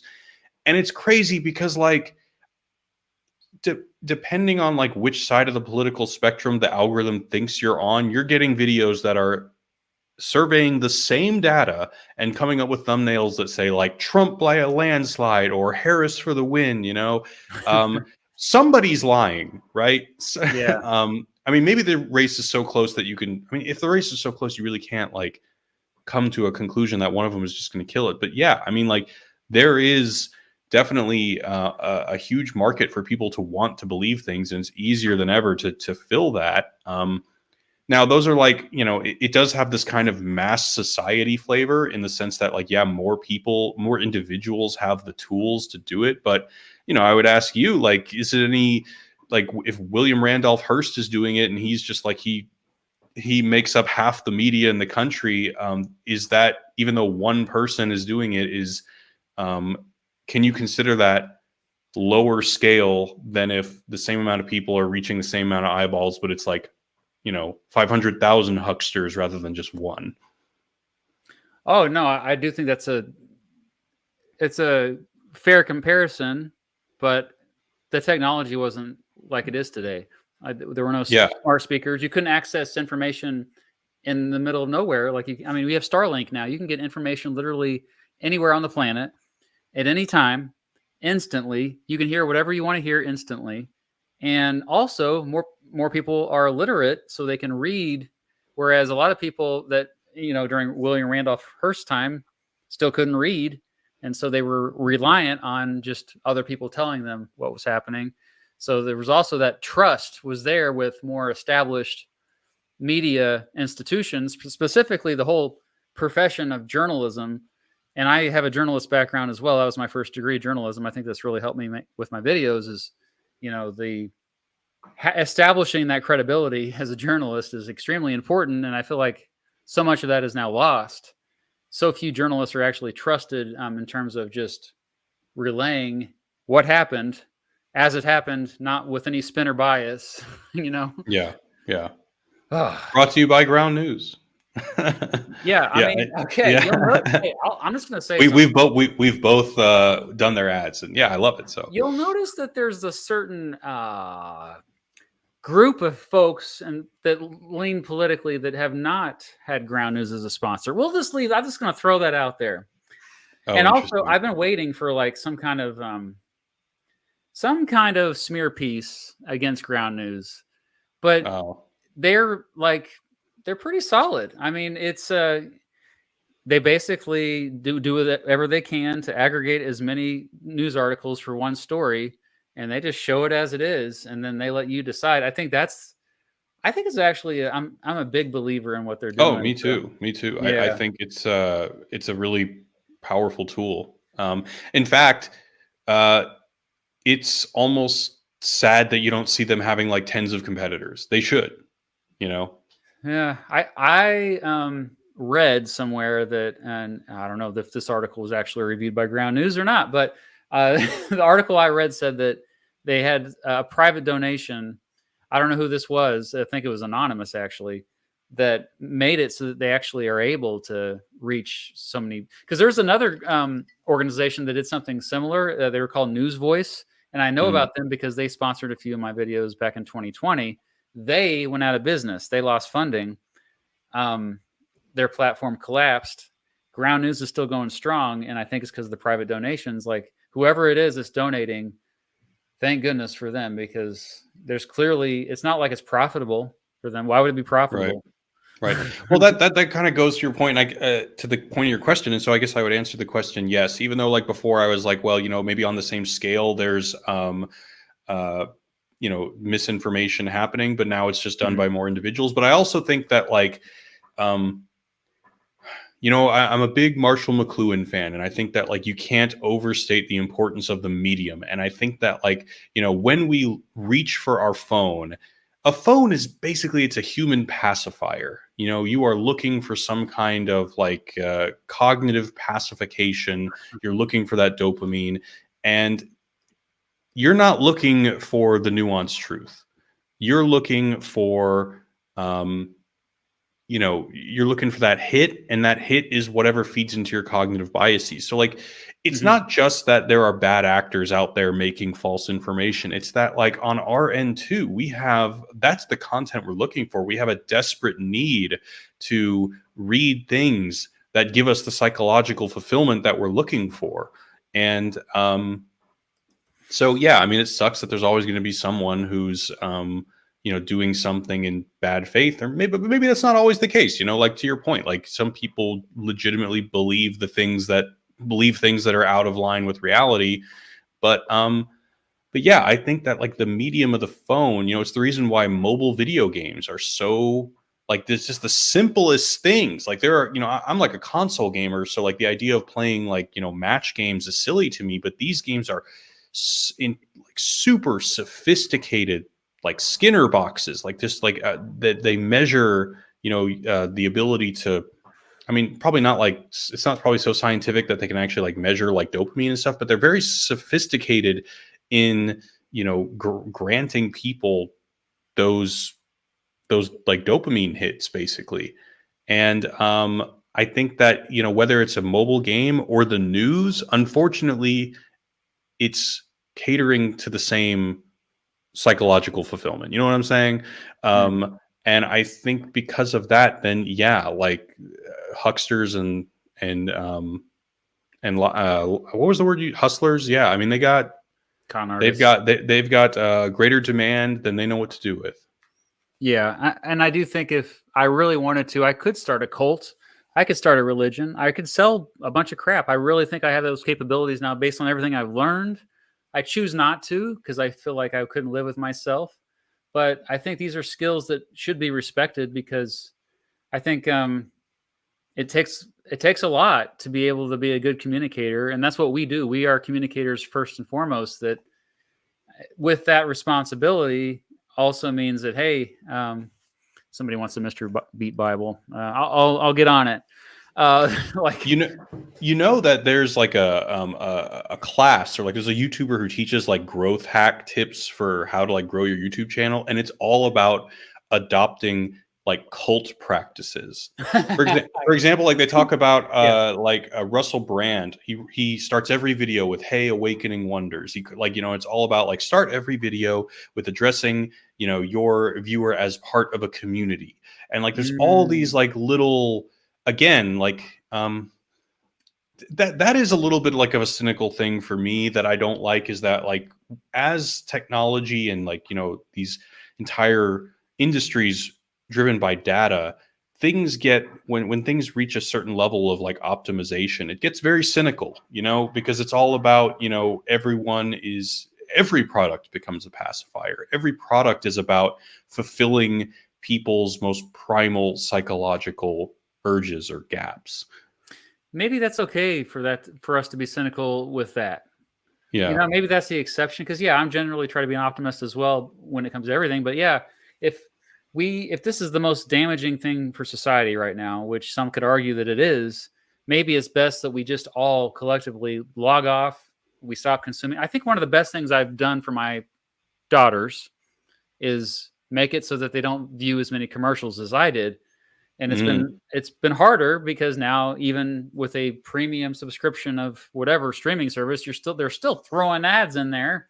But I do feel like they're better off and they think more critically, because, like, when they do see an ad, they are more likely to be cynical themselves about it. That's media literacy. I mean, that's just being able to critically think about the media you're consuming, and that, I think, should be taught constantly. Every grade level, every place on the planet should be constantly doing this. I mean, yeah, as Rick says, embrace the cynicism here. Okay. Yeah, man. Commercials, and a lot of my videos are also touch on this, but, like, commercials are like I mean, that is pure ideology. Like, yeah. Yeah. Okay, I think it's your turn. Oh, okay, my turn. All right. Kind of touched on this before. What is one thing that is overstated about our historical moment, and what is one thing that is understated about the uniqueness of our historical moment? Okay. One thing that's overstated, I think you already touched on briefly, was the fact that, we're headed towards the second Civil War. That so many people think that there's parallels today with the 1850s. So I always counter that by saying, okay, when you go to the store, do you feel safe there? Like, are you worried about people that have different political views as you, like attacking you? Um, is crime going up in your neighborhood based on political beliefs? No, like you go about your day-to-day business. People are nice to each other, except when they're driving cars. Road rage is still very real. But other than Yeah. that, like, people are smiling and waving at strangers, and you're not constantly just like, oh, well, do they support Trump? No, looking at everybody suspiciously, So I think that's overstated the division. The people that on social media constantly say, "Oh, we're headed towards another civil war," they just need to shut up, in my opinion. And understated. I don't want to. I kind of want to talk about something we haven't brought up yet. So, I think this is often understated is economics and history. So I think this is what I use when I predict the results of presidential elections. I did a couple weeks ago on a stream, and I predicted that Harris would win, but it has nothing to do with her campaign. It has nothing to do with her positions or policy. It has nothing to do with her speeches or charisma or culture, societal trends. No, it's just like, it's economics. I look at 3 economic indicators. I look at GDP per capita, inflation going up or down, unemployment rate going up or down. If all the economic indicators are going in the direction we want to, the incumbent stays in power. If they are not, the incumbent loses power. And that's not just the person incumbent, that's the party. So Biden, Harris would be in the same boat, which is kind of crazy to think about, considering that clearly Harris is much better at attracting fans than Biden. Her poll numbers immediately were higher than Biden's. So it kind of is counterintuitive, but I think that at the end of the day, so many people just care first and foremost about, can I afford to buy what I need for myself and my family? Am I able to have work? So am I able to prove to others that I'm a productive member of society? So just having a job, bringing in money of some sort to provide, I think is a strong signal for people's identities. Like, if you don't have a job, I think that there's I don't know much about this, but I do think that there's a strong connection to who you are as a person in terms of your ego and your outlook on life. And so it always starts with the economy. When we talk about historical trends, oftentimes we just ignore the economy at the time. 1960s. We talk a lot about the 1960s being this time as transformational, because it was. You had the civil rights movement. You had the counterculture movement, kind of this new left movement that was breaking away from the establishment, and then a reactionary movement to that, which led to the rise of Reaganism. But all of this upheaval that happened, and all, Washington, D.C. responded, by the way. They made laws that responded to these calls for, protests, and it was really a mild revolution that happened in the 1960s. But at the root of it was inflation was ticking up, and you had the strongest economy the world has ever seen. All of a sudden, wasn't like, there was little breaks in it, little itty bitty breaks. And also you had economic disparity. That's the primary thing. You had a war, but really what people were upset more with the Vietnam War was the fact that it was mostly poor people fighting in this war, and it was mostly rich people that were okay with it. And I think that was at the heart of why so many people were passionately against the Vietnam War. And I think that wasn't brought up enough at the time. It's still not brought up enough. So economics, baby. But you're saying that economics has been important all the time. I'm wondering, what do you think is unique about our time now that is not recognized? Same. Yeah. Okay. I just don't think So it's brought up think enough. Okay, yeah. The middle class has been shrinking my entire life, probably yours as well. we have seen mostly stagnant wages. Prices have gone up. Just in the last 2 or 3 years, actually, have wages started to go up that is finally outpacing inflation. It's still not enough. We still haven't forgotten. You know, we saw a lot of outsourcing. That was another thing. But at the end of the day, I don't think people would care so much about NAFTA and all that, like the outsourcing of jobs to Mexico and other countries. If they had something to replace it, they would have been fine. They like your town in the Midwest. I live in the Midwest, a small town that the factory shut down because the jobs went to Mexico, and now everybody's addicted to fentanyl or meth. Mm. Well, okay, if something was there to replace it, then it wouldn't be a problem. Like that, we never replaced it with anything was the problem, and so I think at the end of the day, we just don't bring it up enough. Still, like you hear a little bit of rhetoric now, finally, but it feels like it's too late. People are mad. Like the rhetoric we're starting to hear now, finally from Kamala Harris and Trump and I mean, it started with Bernie Sanders. A lot of this economic populism talk, I feel like it should have happened 20 years ago. Like, Yeah. because it just like you're just now realizing this is the problem all along. This was all along. You were not getting it. So, Well, that's like my part of my frustration with the Democrats. I mean, I just feel like yeah. that lately they have completely written off the working class and have just focused entirely on symbolic politics that are like, you know, yeah, we've got more diversity in Marvel movies, but we really don't care that you can't pay your bills. Yeah, and that explains why so many Bernie Sanders supporters just said, "Screw it, I'm going to support Trump." I mean, there was at least 1 million of them in 2016 that did that, and that Yeah. trend even continues to this day. Because at the end of the day, I think a lot of people don't really care that much about the policies. You know, they just Hmm. want to like shake up the whole system, burn it down, or shake it up. Yeah. People vote based on emotions, vibes, resentment. You Hmm. know, that's what gets people to the polls. Absolutely. All right. Mhm. Oh, your turn or my Yeah, turn? yeah. No, your turn. Yeah, I got one that's kind of related, I guess. This is related to what we talked to earlier. So, um, let me change this so I forget. Oh, hold on a sec, or don't forget. Fifth. Oh, where am I at here? Okay, there we are.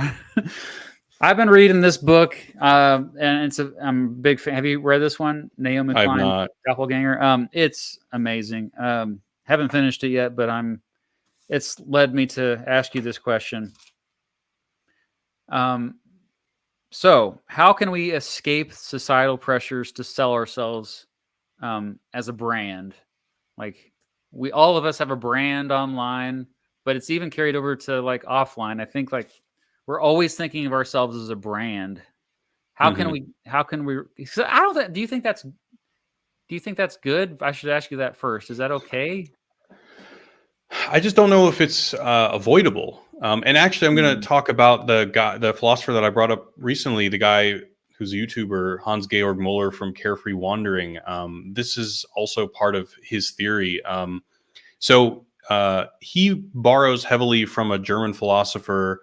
Um, God, I'm going to forget his name, but his theory was that he came up with like during the era of mass media, we became it became the era of second order observation. And what he means by that is that we no longer, when we conceive of ourselves, of our identity, we see ourselves as in the perspective of like an anonymous mass. So what that means is like in the age of in the past, like our identities were constructed based on like does my priest or does my family elder, am I fulfilling their expectations? But these days it's I need to have a desirable identity to a specifically anonymous mass. So for example, on social Mm. media, the fact that I can go on the Mr. Beat YouTube channel and see that 1 million people that I don't know have affirmed this person is the ultimate validation of identity. That's what makes you a brand. It's that I can see you as being seen as desirable. Not I see you as desirable, but I see that other people see you as Oh desirable. snap! Yeah. And so, and he says that that's just a result of the fact that, you know, we, you know, live in the era of the spectacle, where all of our thoughts are mediated by these images that we've seen in the news and movies and stuff like that. That that's just how we think now. We now think in images. It's just like it's the nature of cognitive development. It's not something we can go back from. So my answer is it good or bad? It may not be good, but it's inevitable, or there's nothing we can do about it, really. Yeah. In terms of thinking yourself as a brand, I mean, I get this kind of goes back into the authenticity question, but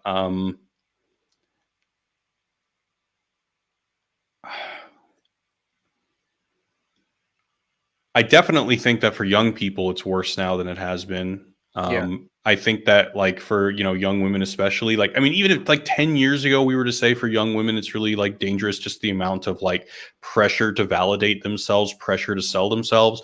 Now, like with OnlyFans and like the actual like economic opportunities for like, selling yourselves in that way, it's just like a level of insane that I can't even really brings that up a lot in comprehend. this book. Yeah. Yeah. So no, it's not a good idea. However, I would say that it's not entirely unique. In a sense, we all, have to wear suits to work, and there's always been an element of performance in professional life. That's not new. I think that when like you don't have a refuge from that, where like you having to perform in every area of your life, I think that's bad. I think that's not healthy. Yeah, like if I one time I was on my Discord server and I hopped in with a group. They thought it was really cool because they're all playing a game, and I was like, "Oh, I'll join them." And then, like, I think I stubbed my toe or something, or like a chair landed on my foot, and I cussed. And I'm not somebody that cusses in my videos. And I remember this kid responded. I say kid, he was probably 20 years old. He's like, "Mr. Pete, are you okay?" And I was like, "Oh crap, I just went off brand." And but I'm also being authentic. I'm also being myself. I mean, I've let out a cuss word before or two. So I guess it really comes down to happiness, right? If like maybe we're happy with our brand, like if we are truly, if we think we're being ourselves, and that also happens to be our brand, meaning it's not completely tied to money or any other incentive, then I guess maybe it's not so bad. Well, on the other hand, it's always, having to, I guess lie is a strong word, but that's not always a bad thing. Like if you're promoting look, we all have flaws, right? And if you're curating an image that does not have those flaws to, promote good values and good behavior, there's nothing wrong with that, obviously. So in that sense, branding can be a very positive thing. I think that the injunction, the imperative to like always brand yourself to make you like a certain amount of desirable, I think is really not good. And I think that like everyone has to deal with it a little bit these days, and young people especially. And, like I think LinkedIn is probably the worst thing to ever happen to humanity. Like just the amount of just like prostituting yourself out to like, have like a savvy business image is just disgusting on that platform. But, again, like obviously there are things that are flawed about the both of us that do not have an appropriate place on the internet, and nor should they. We can filter out the bad things of ourselves, focus on the good, promote that, and hope that that impacts people. And that's a form of branding, and that's good. All right, we'll end on that note for that question. I like that. Okay. Positive spin. Okay, my turn. Yeah, but a lot of people are talking about Wisecrack. Do you still watch Wisecrack? I go through periods. Like when I first left, I was watching it a lot, and then I stopped watching it. Now I'm in like a not watching it period. But honestly, I just don't watch a lot of YouTube in general. Fair. I watch it. I mean, it's where I get a lot of my philosophy fix these days. Oh, nice. You don't get it many other places. So yeah, nice. All right. So okay, I saw in an interview that you did with, I think one of the interviewers was Destiny, and you said that you study history, or you think that history is important because it's essential to the survival of the species. Do you ever struggle with the notion that there are some things that we can't learn from history? Uh, I can give you an example if it's not clear. Go ahead and give me your example. Yeah. For example, like I feel, one of the big lessons that comes out of World War II, of course, is that like don't go along with the crowd, don't submit yourself to power. But I think that it actually is just a human thing that humans will rationalize their submission to power. And I don't think any history lesson can really change that. When you say it's a human thing, what do you mean, though? Well, I think that, human, like people experience fear, and people want to mitigate risk in life. And if they see an opportunity to go along with powerful people, despite if they're doing something good, I think that human beings have an incredible, perhaps even horrifying ability to rationalize to themselves why it's okay for them to do this and to stay safe, even though it's wrong. Yeah, I mean, I think we're fighting evolution constantly. I think we're fighting our ancestors. I wrote a song about this. It's called I Think All of My Ancestors Were Wrong. I sing that over and over in the chorus because, yeah, our ancestors were often rotten people by today's standards anyway. And so I think the goal is always raising the standards, raising the bar for future generations. Why? So they survive. I do think every generation is a little bit nicer, a little bit more empathetic. I see this firsthand, anecdotally, with my daughters and their classmates. I'm just like, oh wow, like when we have these older folks that are like, well, kids these days are just too sensitive. It's like, well, yeah, good. That's what we want. And then someday people are going to look at us as rotten people that had no empathy, But that's I think oftentimes we're too tied to our biology, and like we need to like think bigger than that, because I mean the whole point of, well, this is a loaded word, but civilization. We could go on for several hours about what that word means, civilization. But to me, civilization just at the basic level means we've all realized that human beings are equally, like, have equal value, at least to a certain extent. So we should do whatever we can for the species. This is a new thing. This is a very new thing. And if we've been around 200,000 years, then this is just a fraction of that time that we've been like, yeah, like, I don't know that person that lives in India, but if I knew that they were going to be directly harmed by something that I did, I would not do it. That's a new thing. And I think that as we continue to progress, I think we're going to realize that, actually, it's not just our species. And you'll notice that, like, it's starting with dogs and cats and horses now. We don't eat cats and dogs and horses like we used to. Some countries, it's still commonplace. Or not commonplace, but it still happens.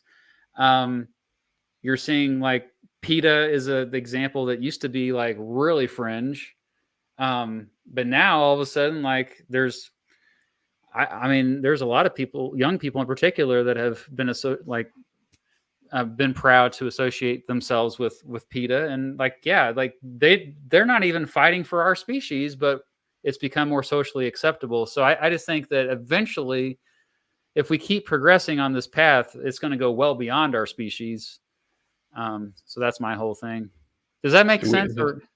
Yeah, I guess. Well, I mean, it's a very dense answer, and there's a lot to respond there. However, the one thing I would say is I challenge this idea that we're better than our ancestors. I really do. Like, I think when most people say that, it's like, okay, yeah, we're less racist. But the truth is, most of our ancestors never even saw another race, Moreover, we are extremely narcissistic these days. Our ancestors, like the world was not about personal fulfillment. The world was about how can I shape the world for the betterment of my community and the betterment of my descendants.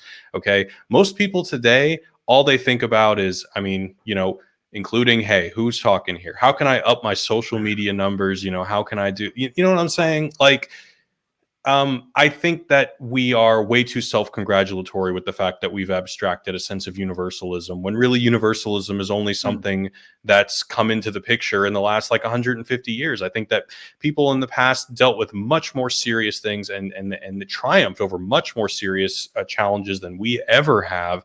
And they did it for much more selfless reasons than anything that we've ever done. So yeah, great. Like, it is a good thing that we're less racist, but that's just like a blip of history when like race was even a thing that people talked about. Yeah, I'm glad that we finally disagree on something. So like, I think that no, like when you talk about the selflessness, I think it's, we're just guessing here. We don't really know for sure. So whatever I'm saying could be crap. You're right. It's purely just my opinion. But I think that like the selflessness that we saw in the past, maybe we're misinterpreting it, because maybe it's just selflessness within a tribe. It's just, they, and also like they you said they weren't aware, like they never encountered somebody else that was much different than them, had different skin color or whatever. Universalism, as you just said, it only existed the last 150 years. Well, yeah, like I always bring up the fact that I went to a high school that had like 2 African American kids, the entire school. And when I was in high school, I didn't think about race. I didn't think about skin color because I didn't have to. It was later when I went to college and I, had different experiences as an adult that I was forced to think about these things. But just because you're not forced to think about something doesn't mean you're not prejudiced or horrible, have horrible thoughts about other people. And like I think that the narcissism didn't have an opportunity to manifest. It wouldn't. Well, yeah, I think that's kind of the interesting thing about our disagreement is we're kind of like human agency doesn't really seem to be the important thing. It's just kind of like, how do humans react to the differences in the world? Like, Right. yes, so like there all of a sudden, like there becomes intercontinental travel and media and like the printing press, and now there are all these new things. And I think like that's that's the real honest answer here, is that like, yeah, probably after the printing press and the learning of other places in the world, people were more accepting just because of awareness, and Right. so for them to say that I'm a better, more accepting person than my ancestors, it's just, it's like apples and oranges, and I guess like that's why I just, first of all, I'm not somebody who's very keen on like looking even like decades into the past and saying like, oh, we shouldn't watch John Wayne movies because, by today's standards, he's racist. Because I also just don't believe in a teleological idea of history. Like, I don't think that there's just an arc of progress that goes up and like, that we understand how history is going to develop. I don't think that's the case. I also think there's been, there have been examples in history where progress put us in the wrong direction. Like the big one is eugenics. Like all of the Yes. liberals, all the kids in the GT classes, they were all about like sterilizing people who were not sufficiently intelligent. Turns out, they didn't end up on the right side of history. I They just called don't. themselves progressives. They called themselves that. That was a label they give themselves. Oh, right, but that's the point. Like you don't know what's progress until history's rendered its verdict, and we only Yeah. exist in the present. Yeah, I get a lot of flack for George Washington being my favorite president, and like, what about the slaves? I'm just like, kind of to your point, Yeah. it's all relative. I don't And know. It also, is like, hard to if you're, argue. yeah, and plus, if you're going to say, well, what about the slaves? You obviously have confidence in your moral compass, but then, of course, if you also believe that it's okay to, judge people in time, then, 200 years from now, people are probably going to pass judgment on you, in which case you should, question or dismiss your own your ability to make moral claims. My main argument is that we've learned more over the years, and the reason why we learn more is because we've passed down the knowledge, and that's what history is in a nutshell. You're passing down the lessons learned from the past. You don't forget what we've learned in the past, and also by these quick lessons that we're learning, we're better equipped to learn new information. So by the time we're adults, we can actually, conduct new research on things that have not been explored. It's like the shortcuts. That's why I always love learning history. It's like the quickest way to learn anything, because you get it's a very generalist way of going about your life. That's why I always argue that, yeah, maybe it's okay we're scrolling all day on the phones, because you're getting little tidbits of wisdom there. And if you are not wanting to learn deeply about something, because why would you need to learn deeply about most things when all of us specialize in something? Specialization is how we've survived. So I think that collectively our species does indeed, I know it doesn't seem like it sometimes, but I do think we know more today than we've ever known, at least in recorded history. Oh yeah, definitely. So I mean, yeah, it's amazing. So there's this one thinker. I won't go into it, but there's this one meta modern thinker that I follow that I really like his work. He calls it symbolic development. A good example of this is all right. So when Nietzsche wrote the Gay Science, he came up with the abstraction that there is no God, death of values. For that time, he was the greatest genius in the world. They say that maybe Hegel came up with this abstraction first, but he was the first one to write it down. He became famous, the first guy, trailblazer. These days, we have people in our age group who had never heard of Nietzsche, but they watch a couple episodes of Rick and Morty, and they're able to abstract the same thing. Yep. Our ability to symbolically develop just the development of language and the development of our cognitive understanding of concepts is vast. Kind of goes back to your passion for movies too. Like so many of these symbols that we collect are from movies and just works of art. I think a lot of what kind of broke me out of my belief system growing up was actually music, because that's such a universal thing too, that is very rare that someone doesn't like at least some music. And so if you're able to and that's why I started singing to my students, by the way. Like when I started teaching, I found early on that even if it's cheesy, even if it's cringy, as the kids say, it still kind of has an impact, because it's at the very least, a lot of this stuff is going to get stuck in their heads and force them to think about stuff they would not think about otherwise. Yeah, I read this book, The Orphan Master's Son. It was a novel about North Korea. Obviously, it was fiction, but there was a part in the book where the way that the rebels would try to spread information that would compel the North Koreans to dissent is they would airdrop USB drives with a copy of the movie Titanic on it. And if I remember correctly, I think that's actually based on fact. It might not have been Titanic, but it is interesting that there is this liberation in cinema that it can free someone's mind to the point where they would question a totalitarian regime. Yeah, and most of us think we want to be free, but we don't. I think it's a relatively new thing, and once somebody gets a taste of freedom, though, I think it is contagious. So I think they want more, kind of like a drug. Yeah. But before that taste of freedom, though, that's why I always say, I don't know if any of this stuff is going to work with the North Koreans. They really have to get that true taste of what it's like to be free. Otherwise, they're not going to. Although that's a general statement, there are exceptions to that. Okay, we're going to move on here because sorry, 2 hours now. yeah. Great conversation. So you live in Finland. So switching gears. What has surprised you the most about living in Finland?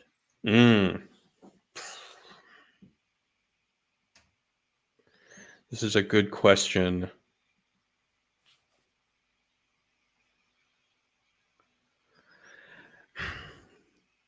Honestly, a lot of the things that you would hear about it are true, which is why I'm struggling here. Like, it's Like the very teachers get pleasant. paid well. I don't know about that. I mean, nobody really No. gets paid well. The taxes are so high. I mean, I don't know. It's possible. But like, the healthcare, I've had really great experiences with it.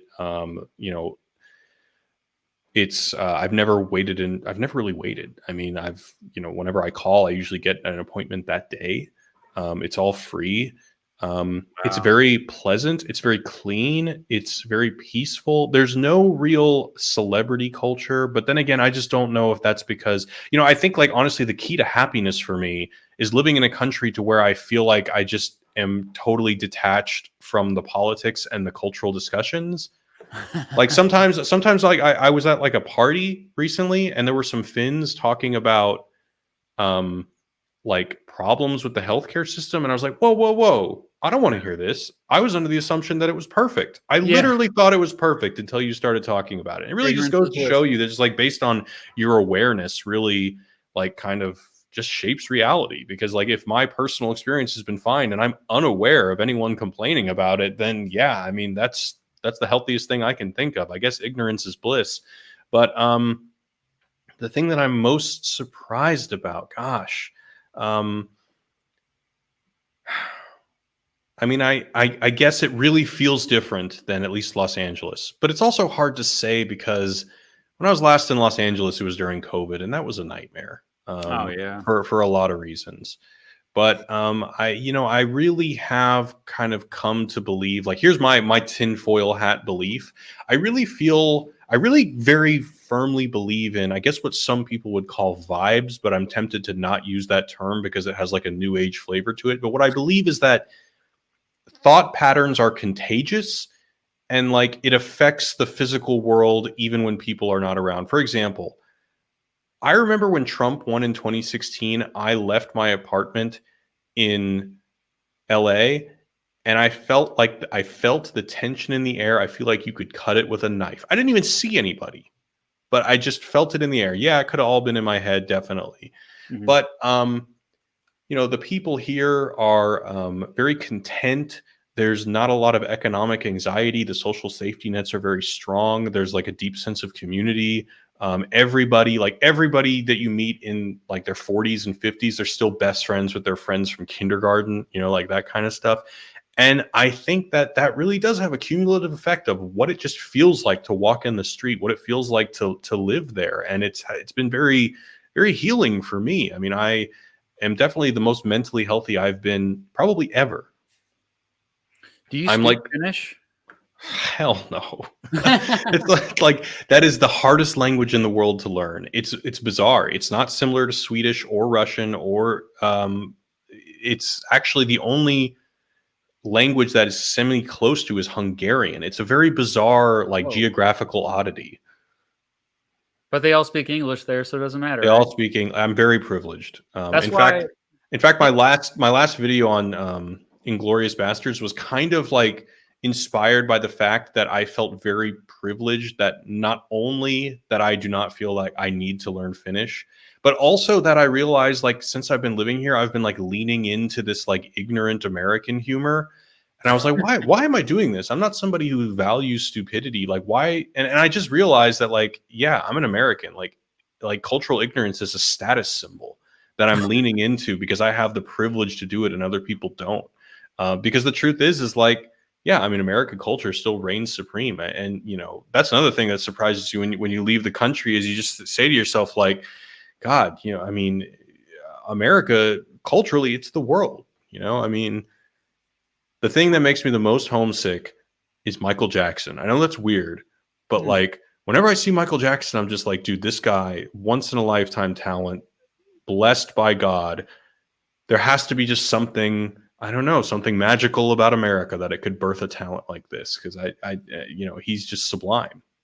And he had such a inspiring story, like modest upbringing in Gary, Indiana, to world's greatest pop star. Yeah, the king. I had a similar experience when I went to Malaysia a couple weeks Mm. ago. It's like everybody speaking English. Almost everybody knows English.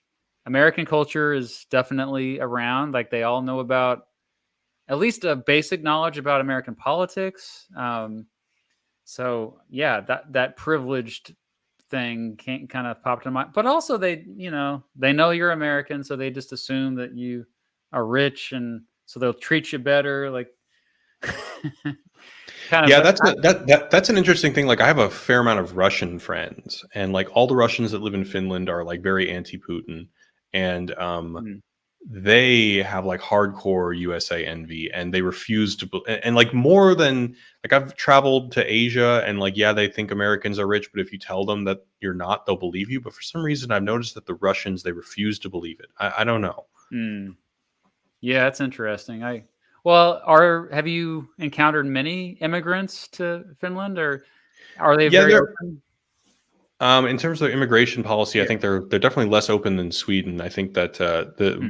the situation in Sweden is like a big political conversation going on, and it's one of the reasons why I think the right wing recently won a lot of seats in the last Finnish election. Actually, we have a right wing government right now that are actually making it harder to get citizenship, which is not good for my wife speaks perfect Finnish, and she's not even Finnish; she's Turkish, and she's studied her ass off for many. She's actually a Finnish teacher, but Hmm.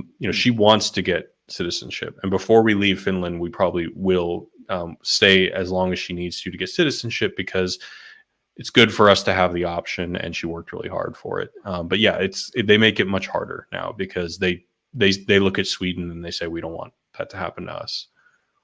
You have like a long-term visa then, or are you going for citizenship as well?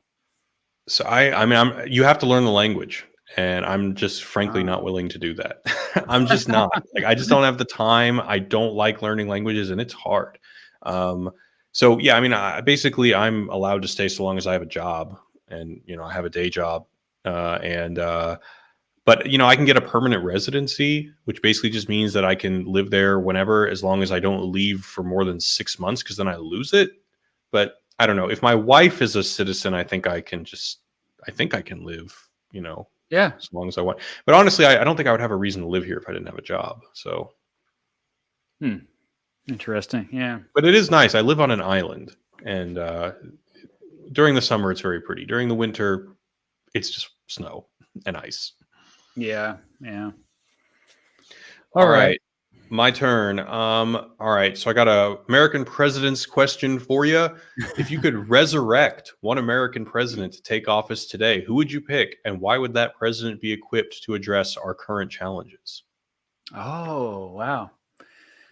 Okay. We need a president who can somehow unite the country. And going back to what we were talking about like an hour ago or so, well, a lot of it's just rhetoric. It's just how they can use the language in a way to sway voters.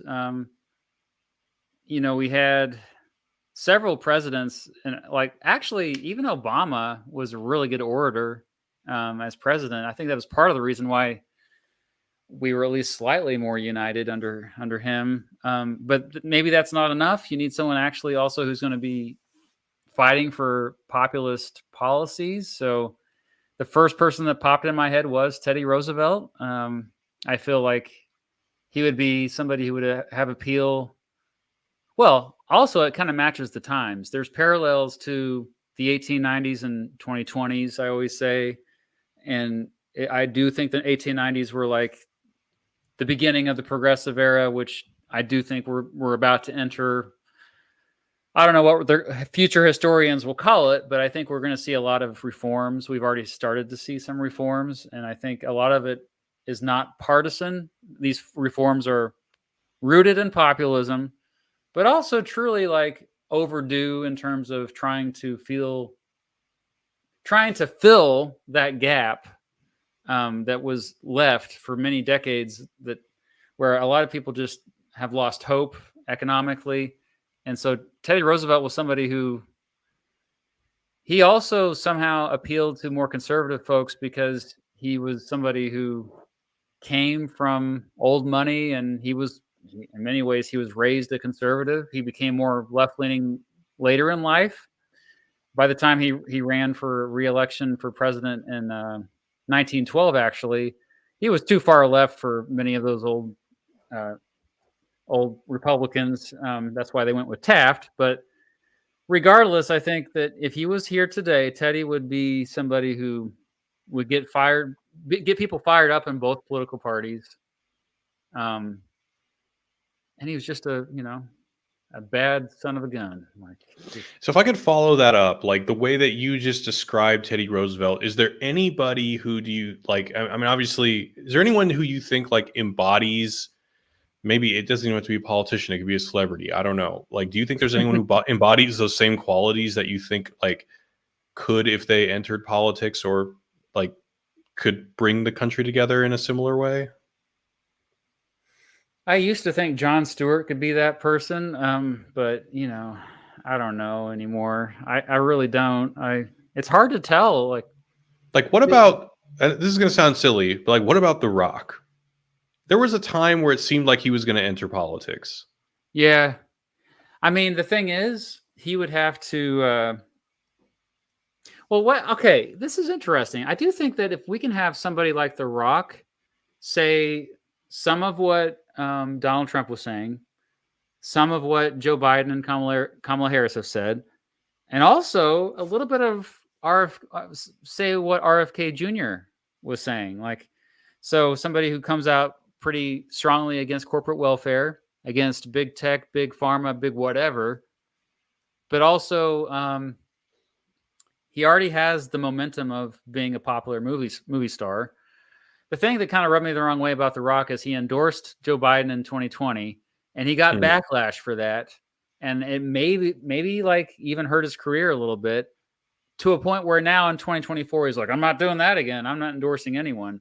So I don't know, but maybe that's what you need. Maybe you need somebody who doesn't stand for anything right now, and they just kind of co-opt a popular cross-partisan movement anyway. I mean, I Do think that was you? also what was like Roosevelt was never tied. He was never married to any political party that much. Like he kind of had his own thing, and that's why he even started a third party, the Bull Moose Party. So maybe it just depends on how much they're willing to go. Like he would have to go all in with populism. The Rock would have to. Yeah. Yeah, it's interesting because, like, in terms of, I don't really know that much about him. I actually didn't even know this about him endorsing Joe Biden, but I just kind of know that, like, as a cultural figure, he's got the macho thing. He used to be a wrestler. He probably would like, look good, swole in a suit, and like, I think that there are a lot of like, like conservatives who are open to, standing up to big pharma and stuff, but it just has to come from somebody who talks like a man. It just has to come like from someone who can align with them culturally.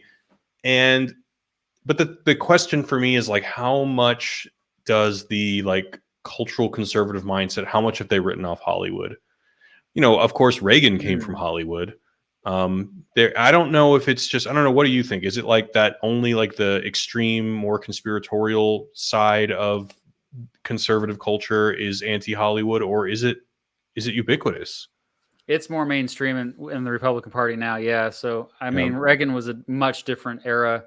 Yeah. So that I do think that does hold him back. And you're saying like he's like this machismo dude, like I don't know. I think that's a little overrated. I think we're seeing a little glimpse of what that potential candidate could be with Tim Walz.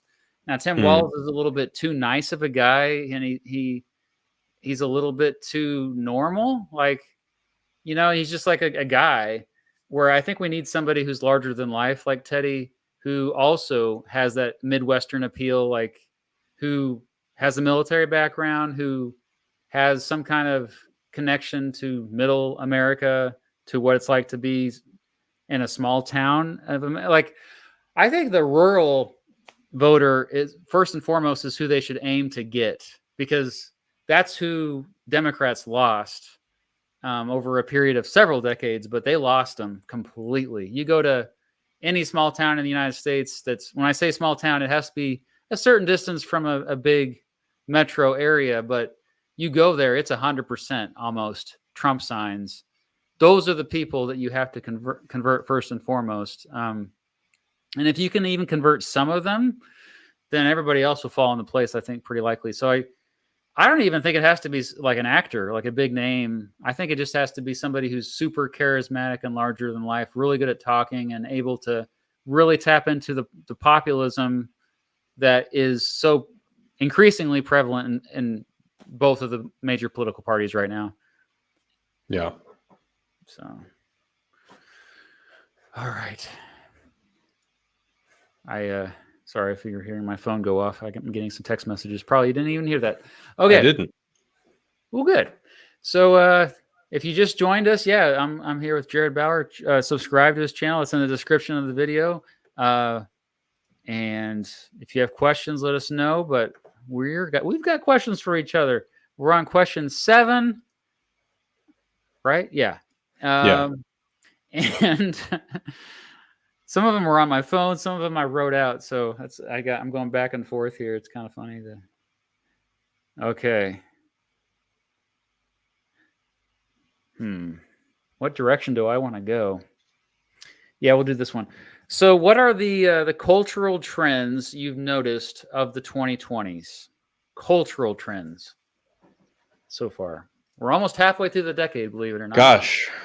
Yeah. It's so funny because when I think of like a cultural era, I kind of think more like 2015 to now is like one cohesive thing,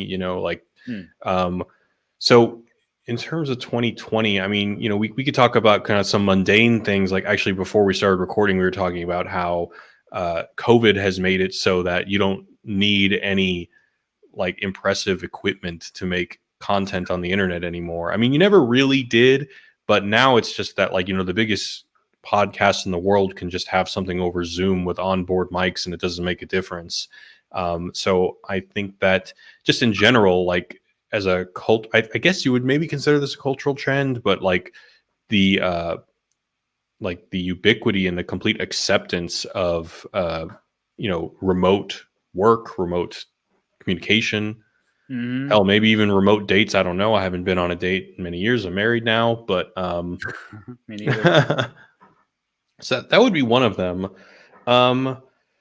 Let's see, cultural trends. A lot of it, I just feel old because there's like a lot of things that like I hear about. Like I hear about, for example, like there's like a new headline that's talking about situationships.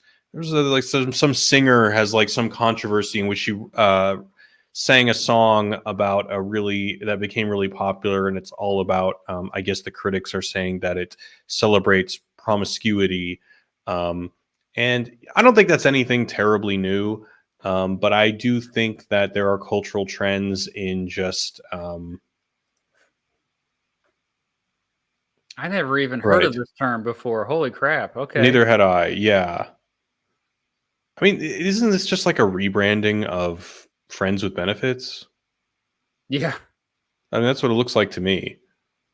So yeah, I mean, it's hard to say that that's really that novel. But I do think that maybe there is some meaning in the way that these things get like re-terminologized, like a situationship. If it becomes as just like almost like a rite of passage growing up, people think that they necessarily, whereas friends with benefits or a one night stand kind of seem more like an aberration, but maybe a situationship in the new culture seems kind of more like something that everyone feels like they have to go through. I don't really know. Other cultural trends, let's see. Was there like a certain kind of cultural trend you were expecting me to talk about? Because I think this is like really broad. I keep it broad on purpose. I'm always interested Okay. to see what just pops up in your brain. Okay. In the 2020s. I mean, I can share what I've noticed. Yeah, please. I think that nostalgia has never been bigger. Like this weird, like even younger folks are nostalgic for a time they didn't live in. Like, and that also coincides with less new art being produced, especially with AI now. Like AI, I think, is going to just perpetuate nostalgia, for lack of a better way of putting it, just like this attraction to nostalgia, because it's It's whenever you have more chaotic times or transitional times, people try to cling on to something that they know but that also seem to be a more stable time, like the '90s. To I think a lot of younger people today, they didn't even live through the '90s, but they have this perception of it, of this being this very. Because they all watch Friends. Yeah. Oh yeah. Yeah. My Yeah. daughters love Friends. Yeah. Yeah. Yeah, see, that's why I found the question to be so difficult, because like I feel like a lot of the nostalgia rhetoric was very much like during like the time when Trump won in 2016. Like that's when South Park had like member berries, which shocked me because that season is like so not very good, and yet like member berries is still like something that people bring up like as a cultural reference. And yeah, so that's why for me it's like the last 10 years that there's been like this kind of consistent like post social or like social media um cultural sentiment. It seems like we're living in, like, the last 10 years have been more reactionary, whereas the 10 years before that was more, it felt like socially liberal time. That's when, like, for example, is when you first started to see decriminalization of drugs and legalization of same-sex marriage, and more awareness and acceptance of the transgender community, for example. And then this backlash since then, since 2015, um, which I think is actually about over. I noticed that it's like kind of, remember the whole anti-social justice warrior movement that, Oh, well, it's just rebranded into anti-woke. It's the exact same thing, right? but even anti-woke just seems like it doesn't have much steam. It's fringes online that even talk about it. Um, Yeah, I mean, so in terms of I it's hard for me to say that the times that the last 10 years has felt more reactionary, because I feel like it's only become more reactionary in reaction to like accelerated progress. For example, like the transgender thing was not as much in the in like the mainstream conversation until Caitlyn Jenner, which was what, 2015 or something like that, 2014. yeah, Yeah. So I don't think that the reaction to it came. I think it was a reaction to its increased prominence in the common conversation. yeah, Um, I don't know. In terms of the anti woke thing, it does seem like that the conversation has maybe become a little bit tedious and people are talking about it less. I also think that maybe it has something to do with the election, because it just seems to have been this thing that isn't really affecting people. However, like, the Daily Wire just released a movie that's their biggest movie ever, and it was like beating out Hollywood movies at the box office, and it was all about DEI, which is, pretty much a synonym for woke. Um, oh, is I that the also, Am I Racist movie? Is that yeah, what yeah, you're yeah, okay. yeah. Um, but I also think that like I don't think that people are any less passionate about like, well, actually I do, but it's not because like, oh well, we aired out that conflict, we had the conversation, and now people, have come to some sort of new equilibrium. I think it's just because there's crazier stuff going on in the world. And the sad thing is that like when that happens, yeah, like, we have these luxury conflicts, which can be really annoying. But then once we start having like, two wars going on and the world teetering on the possibility of a much wider war, Yeah, we just stop caring about the luxury beliefs. true. Yeah, and I also, that kind of leads back to the nostalgia, craving for nostalgia, that when you see the chaos right now. And yeah, war has gone up in the last few years. Like 2020s, I think a lot of folks forget that war was on the decline for a long time, until Russia invaded Ukraine, and until this recent escalation with Israel attacking Gaza. So I don't know. I still don't think it's as bad as most people say it is. Like every other Monday, it seems like World War III is trending on Twitter, but it's still, for folks who are not used to it. Yeah, like it's scary. And This is where I get really cynical, but even in like what you just said, I think there's like so much truth in that you say like it's about what's trending on Twitter. Like for example, here in Finland, like maybe because like we're on have a huge border with Russia, maybe it's like a little bit more serious here when Ukraine invaded. But we had to wear masks at the office every day, and the day Ukraine invaded, no one gave a shit. Oh, I'm sorry, I didn't mean to cuss. No one cared. Like we just dropped it, Hmm. and I think that, and yeah, you may be right that it's actually not that serious and like the world is really not on the brink of disaster, but that's not what matters. It's just that those are more sensational headlines Yeah. that, and if the wars weren't happening, then yeah, maybe the culture war stuff would still be at the top of the headlines and that would be driving the conversation. I made a video earlier this year. I talked about this book called Amusing Ourselves to Death by Neil Postman. And he actually is building off the theory of McLuhan. And he makes this really great point. He talks about how this idea of the news of the day, this seems like something that is like baked into the idea of being a human, that like, we wake up, we have an idea that something happened in the world today that we can know about. But that whole thing, that abstraction only happened after the telegraph was invented. Before that, the news of the day, it just Yeah. wasn't a thing. Like, maybe you had Yeah. like the news of the month, like every time like a newspaper came by, or, whatever. But I guess it just goes to show that like the medium or like the news cycle really just, it doesn't just dominate our psyche. In a sense, it is our psyche. And when these media platforms are dominated by a system, a business model that requires, growth for advertisers, then what we're concerned about is going to be determined by what can generate clicks. And if it's a war, then, we're going to care less about social issues. If there's no war, Mm. then it's time to gin up the division on the social issues.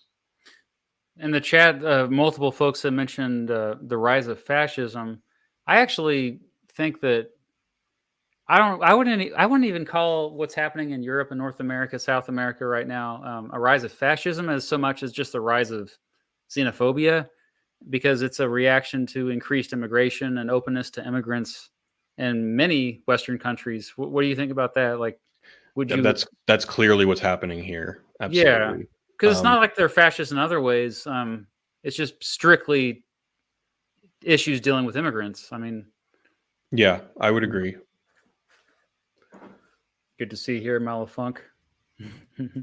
uh, okay, I think it's your turn. Yes, it is your turn. Okay. Since this is kind of in line with what we were talking, so the last time we spoke, it was shortly after Dave Chappelle released his controversial stand-up routine, The Closer. So Oh, actually, I'm saying, in my opinion, the culture is getting a bit more permissive when it comes to comedy since we last spoke on that stream. My question is twofold. First of all, do you think that's true, and what has changed? And secondly, why do you think that comedy is or was such a site for moral crusade? I don't know if I have a good answer for that, but I do think that it's reached a point now where a lot of comedians are bringing up like, "Oh, I'm gonna get canceled if I say something. I better be careful." And That it just like doesn't. becomes part of the bit, right? Yeah, and it doesn't have any effect at all because people are like, "Whatever, dude." Like, and so I think we're kind of over that, and now we're moving on to.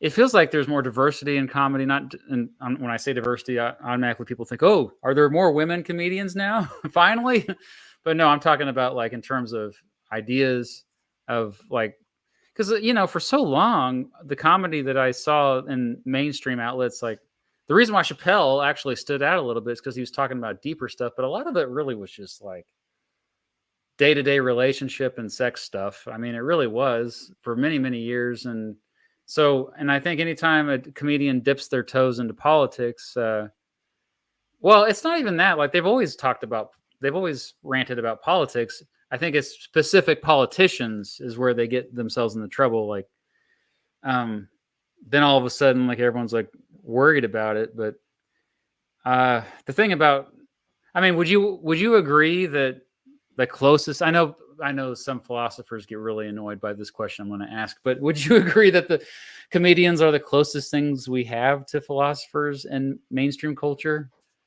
Yeah, Is that like in a crude okay? way, like yeah, like mainstream. I do think yeah that they are kind of obscene philosophers.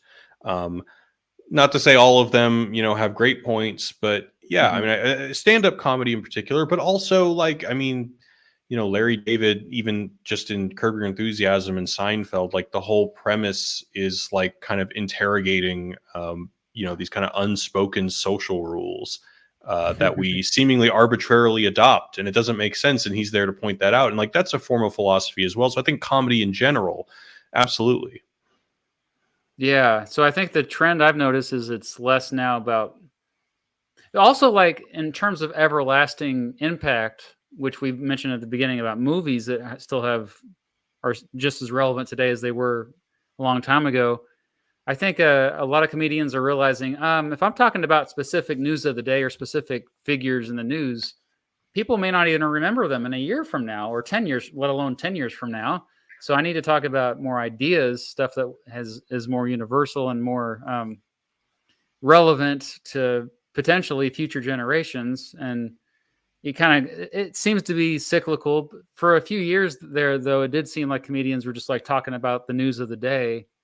Have you noticed that too? Or I don't follow comedy super closely. I mean, Dave Chappelle Mm. was like a childhood hero of mine, so I follow his career. There's like a couple of other comedians. I really love comedy, like comedy movies, comedy like TV shows, like narrative stuff. I'm much more attracted to. But I've also noticed that like yeah, there seems to I feel like comedy is kind of splintered, and I think maybe it has even to do with like social media algorithms that now you have like these quote unquote I guess like the mainstream comedy voices, the people who like I guess are brand safe, and then you have like the not brand safe comedians. And I think that like the fact that, and I think that maybe even like Joe Rogan and his Kill Tony thing probably have a lot to do with like giving this anti-establishment comedy thing a voice. I think this kind of also goes back to what we were saying earlier. The fact that I just uttered the words anti-establishment, with what can likely be considered like a more like right-wing thing of comedy just shows that I'm not willing to say that we're in a complete political realignment where like the Republicans are all of a sudden anti-establishment, because that would be ridiculous. But there is something weird going on. There is Mhm. about like the ideological alignments, and but yeah, I mean, I think that again, I would just kind of go back to what I said earlier. Like, I think that the fact that we have other things to worry about makes just us be a little bit more permissive with comedy.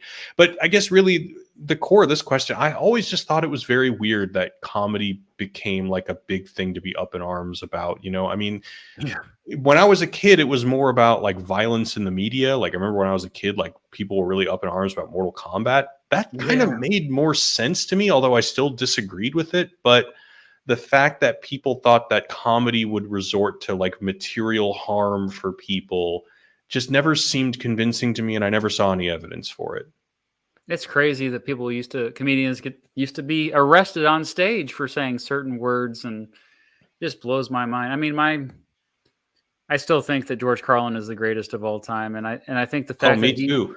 But man, he Oh yeah, got we bitter talked late about in his this. years. He got Yeah, bitter in those later specials. he did because, well, that cynicism just kind of Yeah. enveloped him. But I think the fact that I occasionally check comment sections of George Carlin videos on YouTube, and some of these videos were posted 15 or more years ago on YouTube, and they're still getting new comments. People like, this video changed my life. This is my 10th time watching, and it's not one ideology, it's not one political party, it's people from all backgrounds are drawn to him, and what he says is just as relevant today. That's the main thing, and I think that's how you know somebody like I know we're starting to repeat ourselves at this point in the conversation, but when I said earlier that if you're saying something that everyone else is thinking, but you're the only one saying it out loud, I think that was Carlin. And not only that, you're saying what people in the future are still going to be saying or thinking, and it hasn't been resolved yet. A lot of what he ranted about, complained about, which that's really what he was doing. Oftentimes, he just did it in a way that was entertaining and fun to listen to. Well, it has not been resolved. A lot of the problems that he mentioned. I mean, at least in the old Tupac song, he said, "Will we ever have a black president?" Well, that at least happened. But a lot of the stuff from the '90s, even that George Carlin said, like, it's like, holy crap, we're this many years in the future, and this is still the same. Like, these Yeah. problems still are just as bad as they were back then. So, But yeah, Carlin is definitely the perfect example of the comedian philosopher. Like yeah. his bit about like the two bits that really impacted me were like the one where he talks about um like I don't believe in God, but I believe in Joe Pesci. You know that one. Yeah. And then there's the one about he talks about how you know, the world is going to be fine in terms of, you know, climate change. It's us that are going bye bye. I feel like honestly, both of those were like really profound, interesting points, you know, that were just told very comically. But you know, those, I mean, obviously I haven't seen either of those specials in probably 10 years, and I still remember the gist of it. Um, Mhm. so and I think, you know, it's not just the content, it's definitely the how, it's the delivery. The fact that he can say these things and it provokes laughter, I think just makes it that more universally understandable, but also that much more impactful. The fact that it made me laugh is why I remember it, but also the fact that it made it laugh is why it's a message that almost everyone could consume. So, in a sense, a philosopher, or excuse me, a comedian is just more powerful than a philosopher could ever be. I mean, you know, back in Mhm. the days of, you know, Cicero, I guess Cicero was kind of like the stand-up comedian of the day. Instead of like comedy, it was, you know, his oratory skills. And I guess, you know, like George Carlin is like the Cicero of this day, except it's more about laughter. Um, so yeah, I think comedians got to up their comedy game. Or excuse me, philosophers have to up their comedy game for sure. People don't want to hear things, and the only way to get them to actually listen to you often is just if you're laughing, or if they're laughing in response to you. And then later, when they're like trying to get to sleep, they're like, oh, whoa, wait, there's a deeper meaning behind what they were saying. But in the moment, they're just like, ah, ha, ha, ha. It's that's how I feel when I watch a lot of times comedians that really get me thinking about things in a different way. At the time, it's very superficial. You're just like, oh, he said an absurd thing. Um, Yeah. the thing that really got me, what that sticks out to me with Carlin, is his bit when he was talking about bombing the Middle East. And he was talking about the first Gulf War. He was talking about George Bush Sr. So this was in the early '90s. And he was just making the distinction about, like, oh, well, if they're brown people, then no, we don't have to even think Then we'll about it. bomb them. Boom, Yeah. boom. You make those sounds with the bombs, with sound effects. And I thought, Yeah. at the time, I thought, oh, that's so funny how he's making those bombs sound. Later on, I was like, holy crap, he's right. Even today in 2024, like, there's more empathy for the Ukrainian people than there is for Palestinians. And we don't really like to, it's uncomfortable to talk about this. We should talk about it more, but we don't, because, yeah, like, it makes us confront things that we don't want to confront. Um, yeah, I'll, Yeah. he's I great. mean, I love Carlin. yeah, but he did kind of lose the funny bit toward the end. Like those last couple of specials, Yeah, he didn't even seem concerned with being funny. He really was just ranting about the state of the world. I still like his very last special. I still found myself kind of shaking my. By that time, though, I was already bought in. Yeah. So yeah, I don't know how many people he was actually converting at that point in his life, but Yeah. okay. Your turn, right? Yes, it is, and we'll see if we can have a segue here. Probably not. Okay, what's the best bad movie you've ever seen? Okay, I'm sorry that I have to complicate this question, but I actually like so for me, if a movie is so bad that it's good, that just means it's good, and I refuse to consider it bad. Um, so Um, I always think of The Room as the example of yeah, the. but yeah, I mean, The Room is a good example. But yeah, I guess The Room is a good. It's good. It's good once, but after that, you know, once you kind of get it, then it becomes kind of a slog to get Well, through. if it was good more than once, then it would not be a bad movie. Bad Then movie, exactly. But and yeah, that's why usually I say movies that are so bad that they're good are just good. And then there's movies that are so bad that they're good that they're mid. But we won't talk about that first now. all right. um, but the best bad movie. Um, Well, I think that the movie I brought up at the beginning, a lot of people would consider to be a bad movie, which is Vampire's Kiss, starring Nicolas Cage, just because his his performance is so out there that it kind of, I guess, for some people breaks the illusion, but to me, it's the whole point, and it makes it so fun and so funny. And yeah, I mean, to me, that movie is just so good. But I've shown it to friends who are a little less experiment they're a little less open to experimenting with their movie taste, and they were just like, I can't watch this is so bad. So I would definitely have to say Vampire's Kiss. I need to go back and rewatch it. Oh, okay. Yeah, when did you watch it last? I think I was in college. Yeah, Okay. it was at least 20 years ago.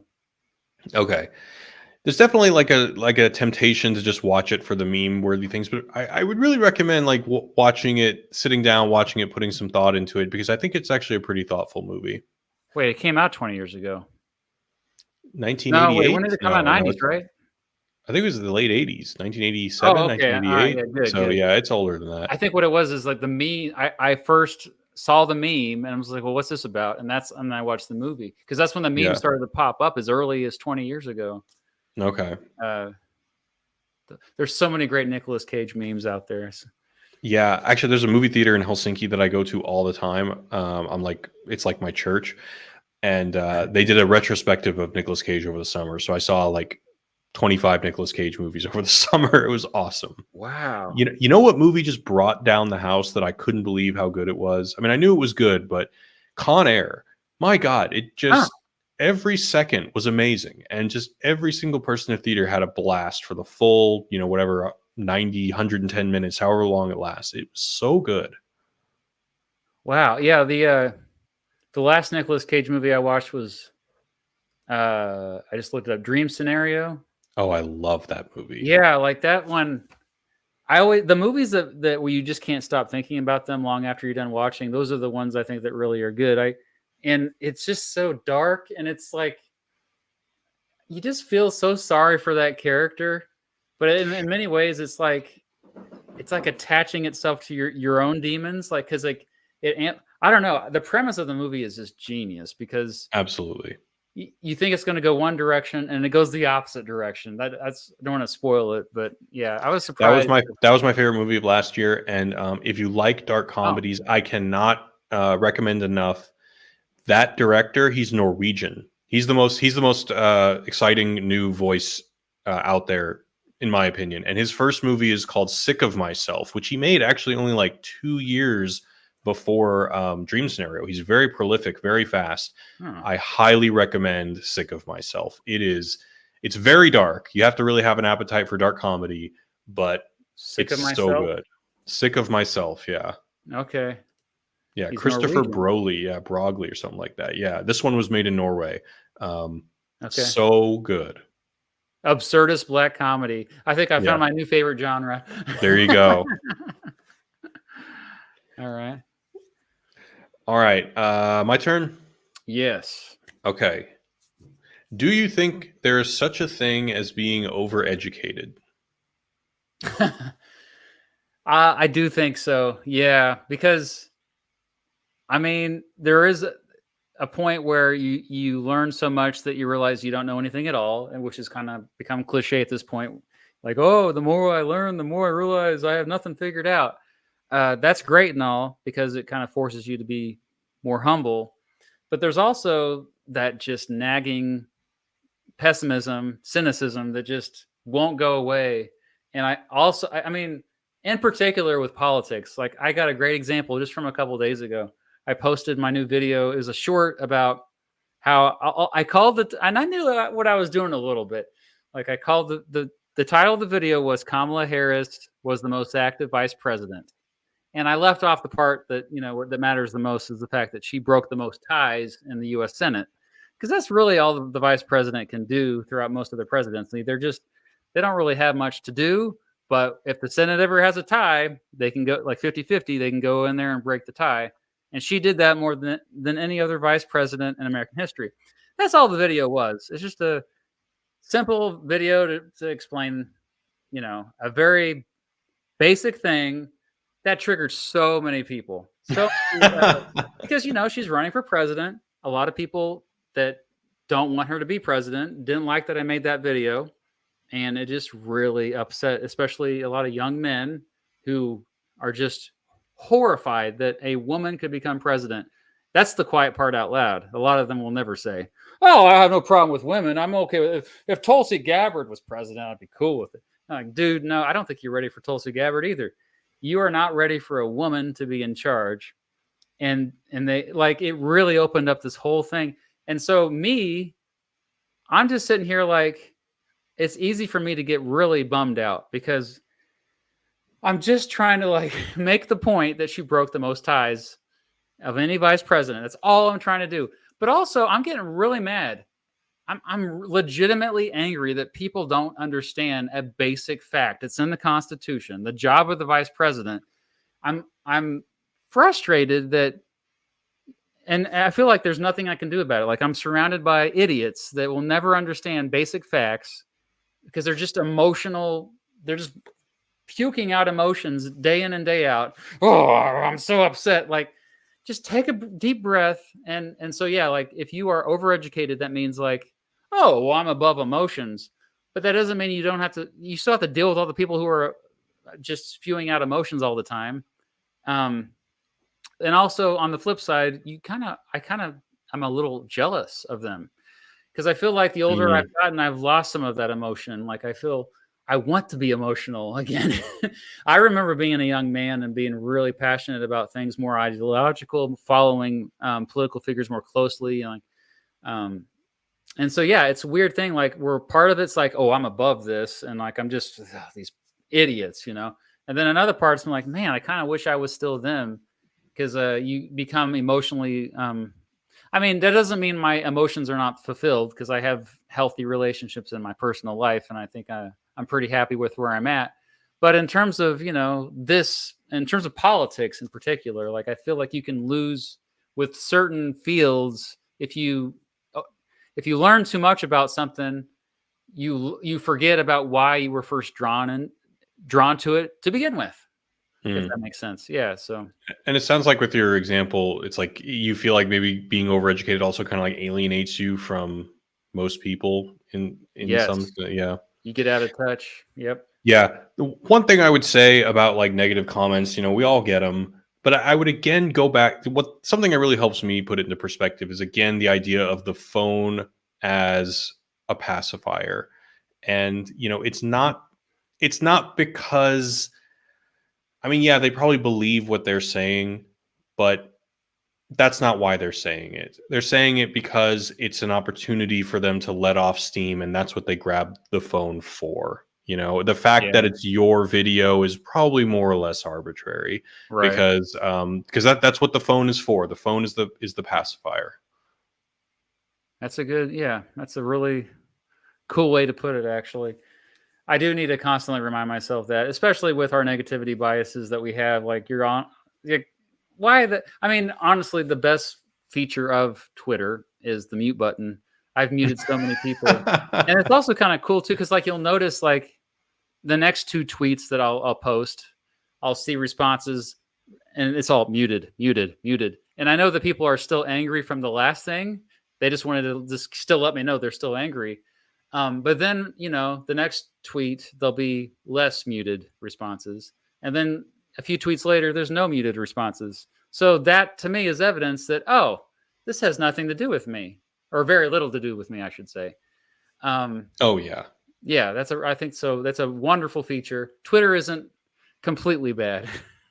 Yeah, I've never been able to bring myself to make an account. I just don't think it's for me. Like, it took me a while to just make a Discord. I think of every social media app I have on my phone is like a potential dopamine sink, and I just, you get in those things where it's like, oh, I'm constantly refreshing my email, refreshing my YouTube Studio thing. Just like, you make these little bets with yourself that like, oh man, if I gained 5 subscribers in the last hour, like, I'll be satisfied. And it's just such an unhealthy, gross thing. And I just try to limit it as much as possible. Yeah, I understand that completely. I really should just get rid of all the apps off my phone is really what I should do, but I haven't done that yet.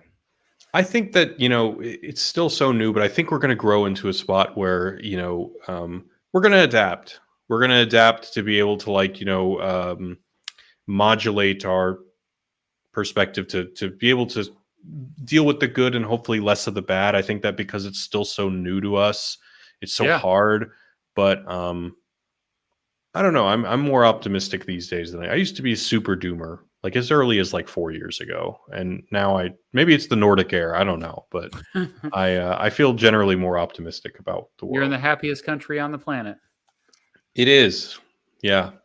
And it's according to different contagious. metrics. Yeah, it really is. Yeah. Yeah.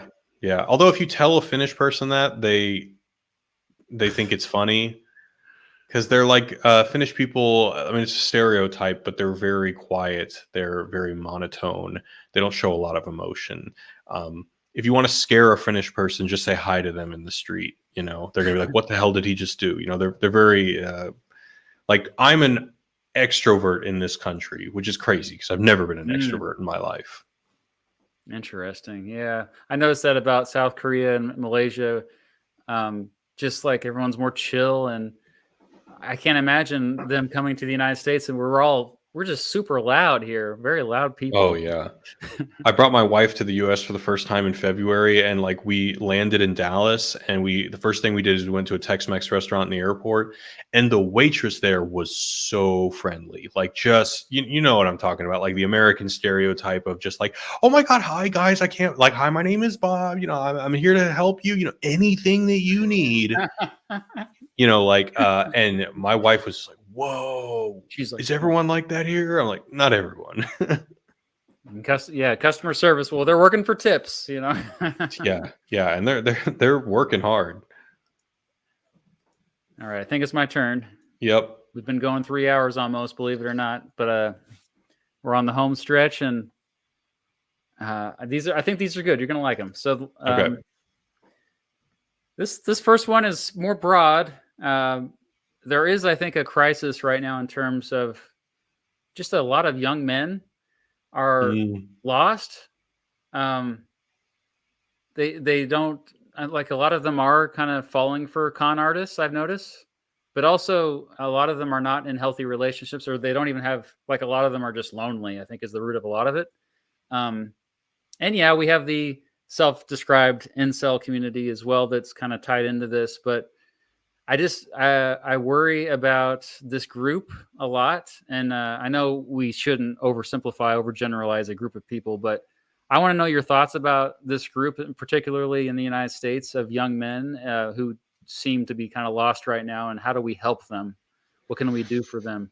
gosh, what a good question, and it's an important question, and one that's I struggle to really find out um how to answer.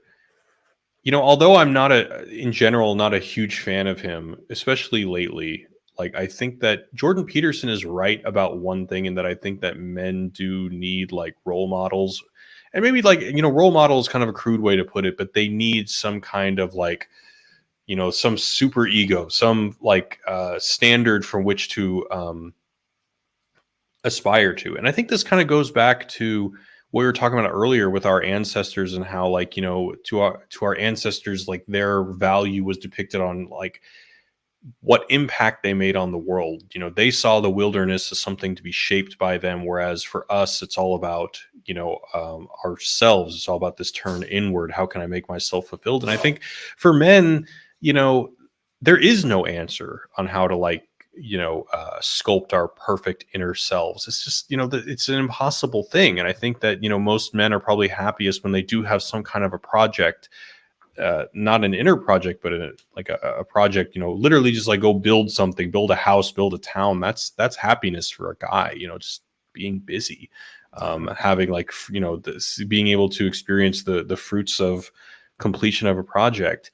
I think that one of the things that's really, one of the things I mentioned in some of my videos is that I think a lot of men, and actually I didn't even really make it specific to men. I think it's probably the same for women as well, is that, it's not so much that we're unable to satisfy our desires these days. It's the fact that like we feel guilty for not desiring the right things. And I think that, we talked a little bit earlier about like, what are the ramifications of the erosion of religion. And I think that when there is no like, patriarchal authority like God. It gets filled with something else. And that something else, I think, is the ideology of advertising. It's like the Mm. injunction, the imperative to enjoy. If you're not enjoying your life, you're not creating meaning. And, for men, the kind of success that you see in commercials is not available to everybody, you see like the kind of like the percentage of men that are getting like matches on Tinder is like less than 10%. And so because they have like no tangible project, honestly, I think that like the reason why so many men are addicted to video games is because like that's the most actual like tangible progress they feel like they've ever experienced in their life. Like I Mm. got a Yeah. character in World of Warcraft from level 0 to level 60 and I got the best gear. That's more like of an achievement than I think most men can experience, certainly through their desk job, which is probably, mostly bound up in corporate bureaucracy and probably a lot of performance productivity and stuff like that.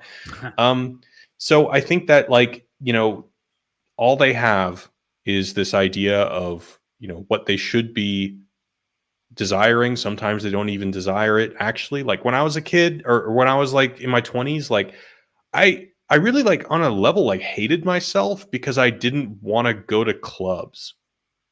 I was like, what's wrong with me? That's what I should be doing. I should be going to bars, getting girls' numbers, going to clubs, whatever. But I didn't want to do that. And I felt guilty for not wanting to do it. So I think that what can be done to help them? I mean, reorganizing society is hard. I think, in as much as men can, really get involved in religion, if it can work, then yeah, I think it's a viable option. I wouldn't recommend it for everybody. But I think, yeah, try as much as you can to um, make sure you're not following someone else's desires and devote yourself to a project, a hobby. I got to tell you, even though like my YouTube channel is not like the most successful thing in the world and like growth is slow, the fact that I just have something to work on, Hmm. super valuable. Yeah, and I think it's sad that the reason why so many fall for con artists is because they're not happy, and I think they're trying to, and they're again the combination of not being happy and lost. They're seeking out happiness wherever they can find it, and online there's so many opportunities to be like, oh, I have the answers, follow me. Uh, and really, I mean, I made a video that was 10 seconds long. It was a short, didn't do very well, but I just thought it'd be kind of funny to do it and to say what I tell people in real. I told my students this back in the day. I said, "Oh, the secret to happiness is just finding your purpose in the community. That's all it is." So anytime you have somebody trying to sell you something, just keep that in the back of your mind. Like, is this going to help me find my purpose in a community? Um, and I think we found our purposes in a community. So we're doing pretty well. But you're still searching for that as a young person. Sadly, a lot of people never find their purpose in the community, and I think they turn to distractions, drugs, other things to make up for that, to kind of fill the void. Even then, even if you do find like your purpose in a community, the modern world is overwhelming. Holy crap! Like I don't think we evolved to handle the modern world. I mean, there's a reason why we just need to, I think, really just log off, touch grass, stop being so darn overstimulated all the time. Like what you were saying about, I think I'm going to think about this for a while. What you said about you just get so much more satisfaction out of reading a book or watching a movie without any other distractions. And then what you do afterward is you can just like take a walk and think about what you read. We don't have much time for reflection anymore. We just we're just consuming and we're stimulated all the time. And maybe that's actually an obstacle to us truly finding our purpose in a community. I don't know. I'm starting to sound like a guru myself, No, but I think it's right. It's the challenge is that um, what even is a community anymore? For some, it's um, it could be part online. of yeah, I know, but that's part of like what people are the fantasy that people are selling. I remember like in like 2018, like among the LA startup community of what I was part of, like the big name on the block. I can't remember what.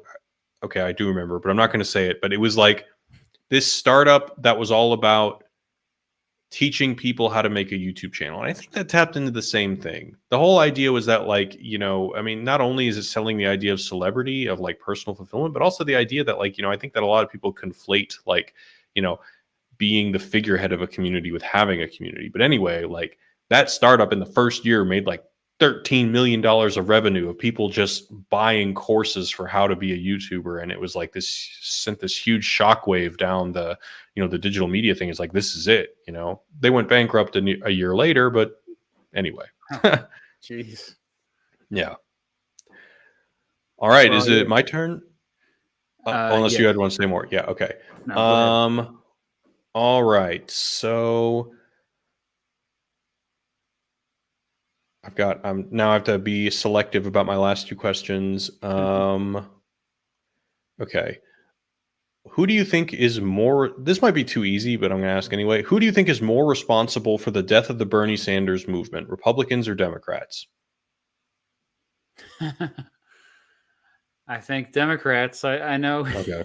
I just think that, like it was a major blown opportunity in 2016. And I'm saying that as somebody who, I wasn't necessarily the biggest Bernie Sanders fan. I mean, I used to be very right libertarian as a young man. I was a Ron Paul supporter. I've drifted to the left as I've gotten older. But because a lot of his policy ideas is like, okay, but his rhetoric was on point. And he also, I think it's more important for a politician these days, or at least one who's running for office. They don't even have to be in power to actually express what people are feeling that no other politician is expressing. They just to show they get us. And he was doing that. And Hillary Clinton comes along as the nominee who, she legitimately won the nomination within their system, even though the system was flawed in the Democratic Party.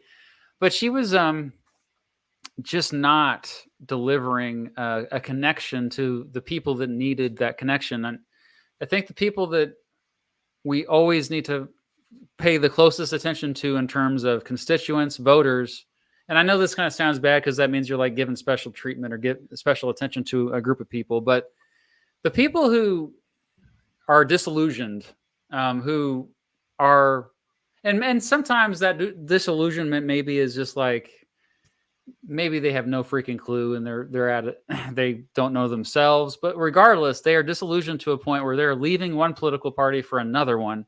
And that's what happened after the Democratic Party turned their backs on Sanders.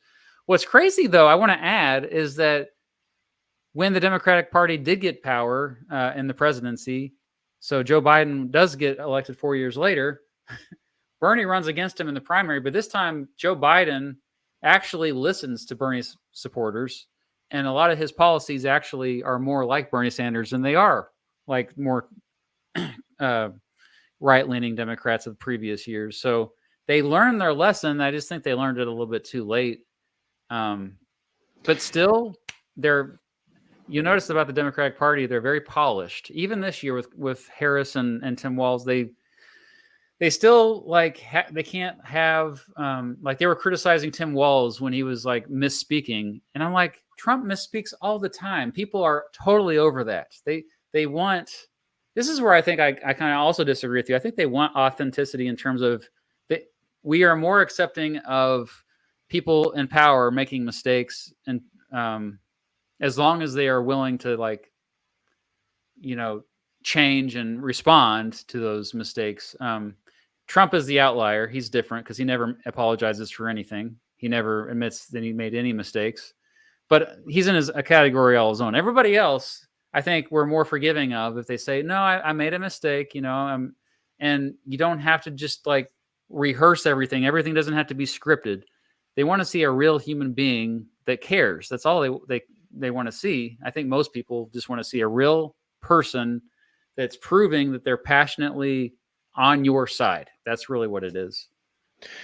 Democrats, they still have work to do. I find it interesting that you mostly talked about 2016, whereas I was thinking more about 2020, about where Bernie was like winning clearly until South Carolina in the primaries. Yeah. But I did want to actually go more into what you were talking about with Trump. Do you so and this kind of goes back to our discussion of authenticity. Do you think it's possible for Trump to like lie and for people to know he's lying and him to still come off as authentic? Yeah, because I do think he's also authentic. That's a big part of his appeal because you know that he's often unfiltered. He's saying what's really on his mind. It's not scripted a lot of times. And they are forgiving of him lying. They're forgiving of him saying something that's insensitive or that they don't personally agree with, to a point where they'll even say, "Oh no, he didn't say that." Like they'll lie for on his behalf, and it's because they're bought in. But we're forgetting the reason why they bought in to begin with is because two reasons. One, he was saying what they felt. Actually, three reasons. Yeah, one, he was saying what they already thought. Two, he was anti-establishment, and three, he's authentic. He is actually He's an honest liar. an honest liar is a good way to describe him. Yeah. Yeah, and Yeah. it's Like okay. Go ahead. have you ever seen the movie Big Fish? Yeah, it's a great movie. Yeah.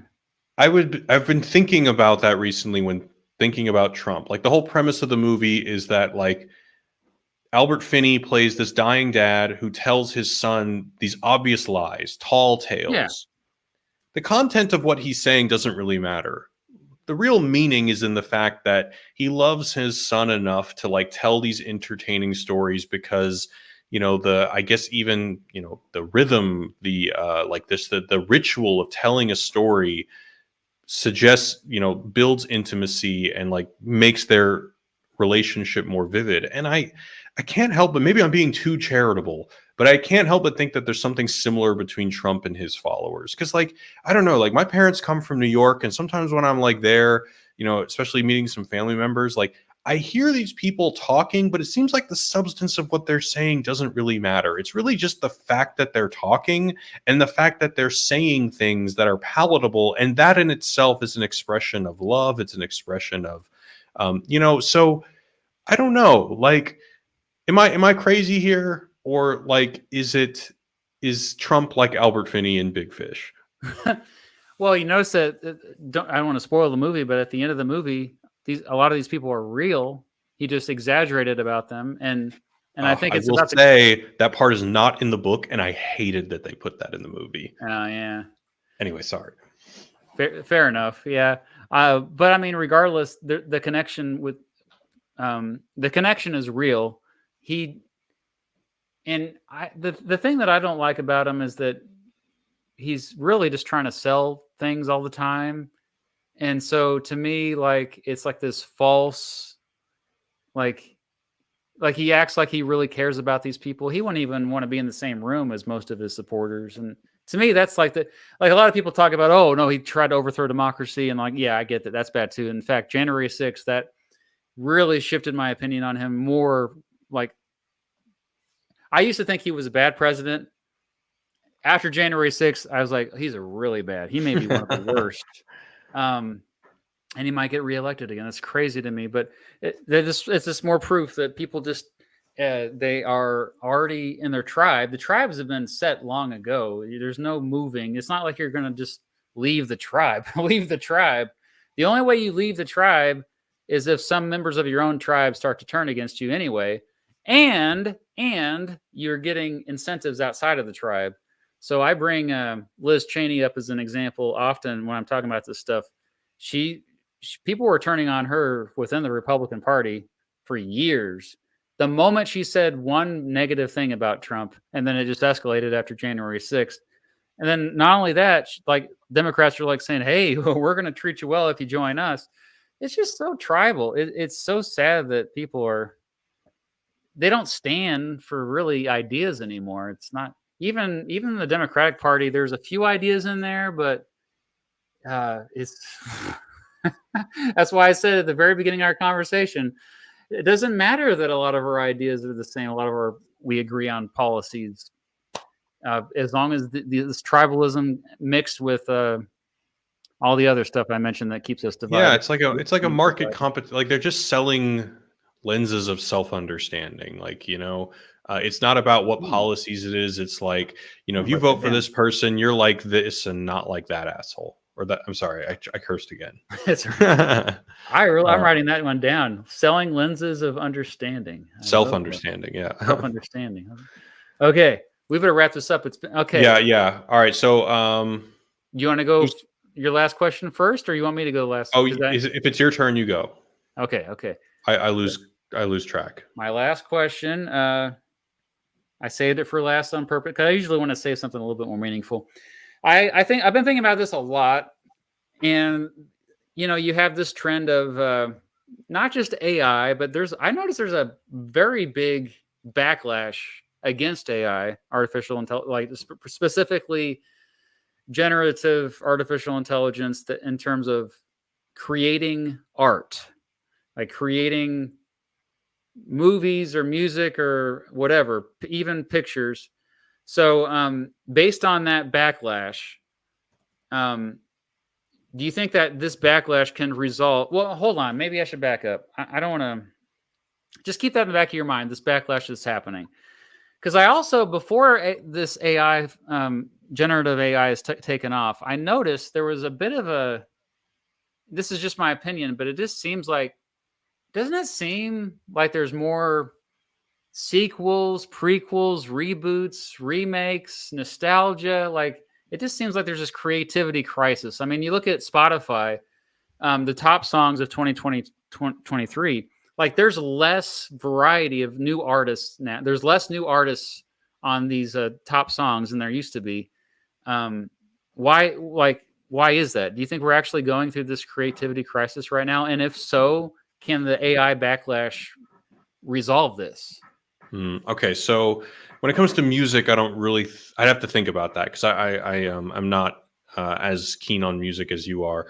When it comes to movies, this has been. I mean, the sequelitis has been happening pretty much since I can remember, for a long time. And it really, and to your point that you were making earlier, everything that we're saying is connecting, by the way. But to your point, either about how people don't emphasize economics enough, I think that's 100% has to do with like the reason why there's so many sequels. First of all, there's very little opportunity to create like a monoculture, like, thing that's popular to everyone anymore. Like Game of Thrones is really the last one. There's creating new IP is harder than it's ever been because everyone's got their own like social media algorithm bubble. So yeah, we're gonna like remake or reimagine or reboot Batman for the 100th time because it's just a social media landscape, a social and a media landscape where creating a new Batman is almost impossible. So there's that, but also movies are just so expensive to make. Like those unions in Hollywood are super powerful, and maybe it's a good thing, but it makes the movies hard to make, and that's why so many productions are leaving. I think that AI, to answer your question, yeah, I mean, there are people, very, very creative minds, who just don't have like the ability to raise money, who don't have like the ability to network sufficiently to get their ideas produced, and AI is going to change that. So, in the same way that like, digital filmmaking was able to, give voice to new filmmakers who wouldn't otherwise been able to afford film, I think AI will probably do something similar. In terms of the backlash, I think it's just it's not gonna. You just can't stop it. Like I don't think the backlash. I think people are gonna either get exhausted from the backlash, but I think that once art starts coming out, that's just good.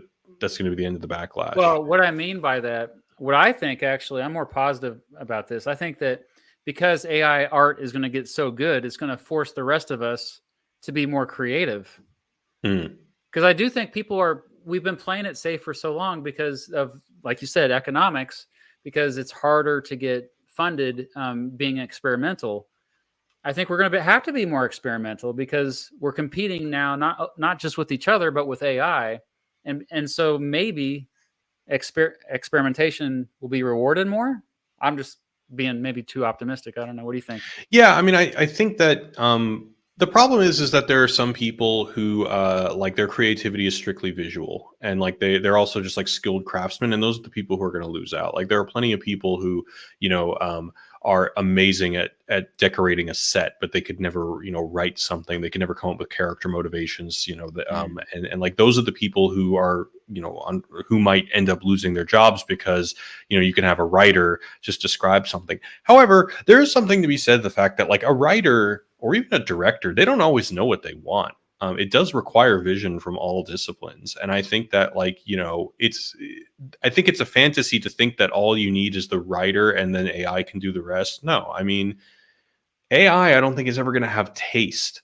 Like that's something that I don't think can really be replicated. I mean, yet I don't think in the near future, but like I can easily see a What do you mean by scenario. taste, though?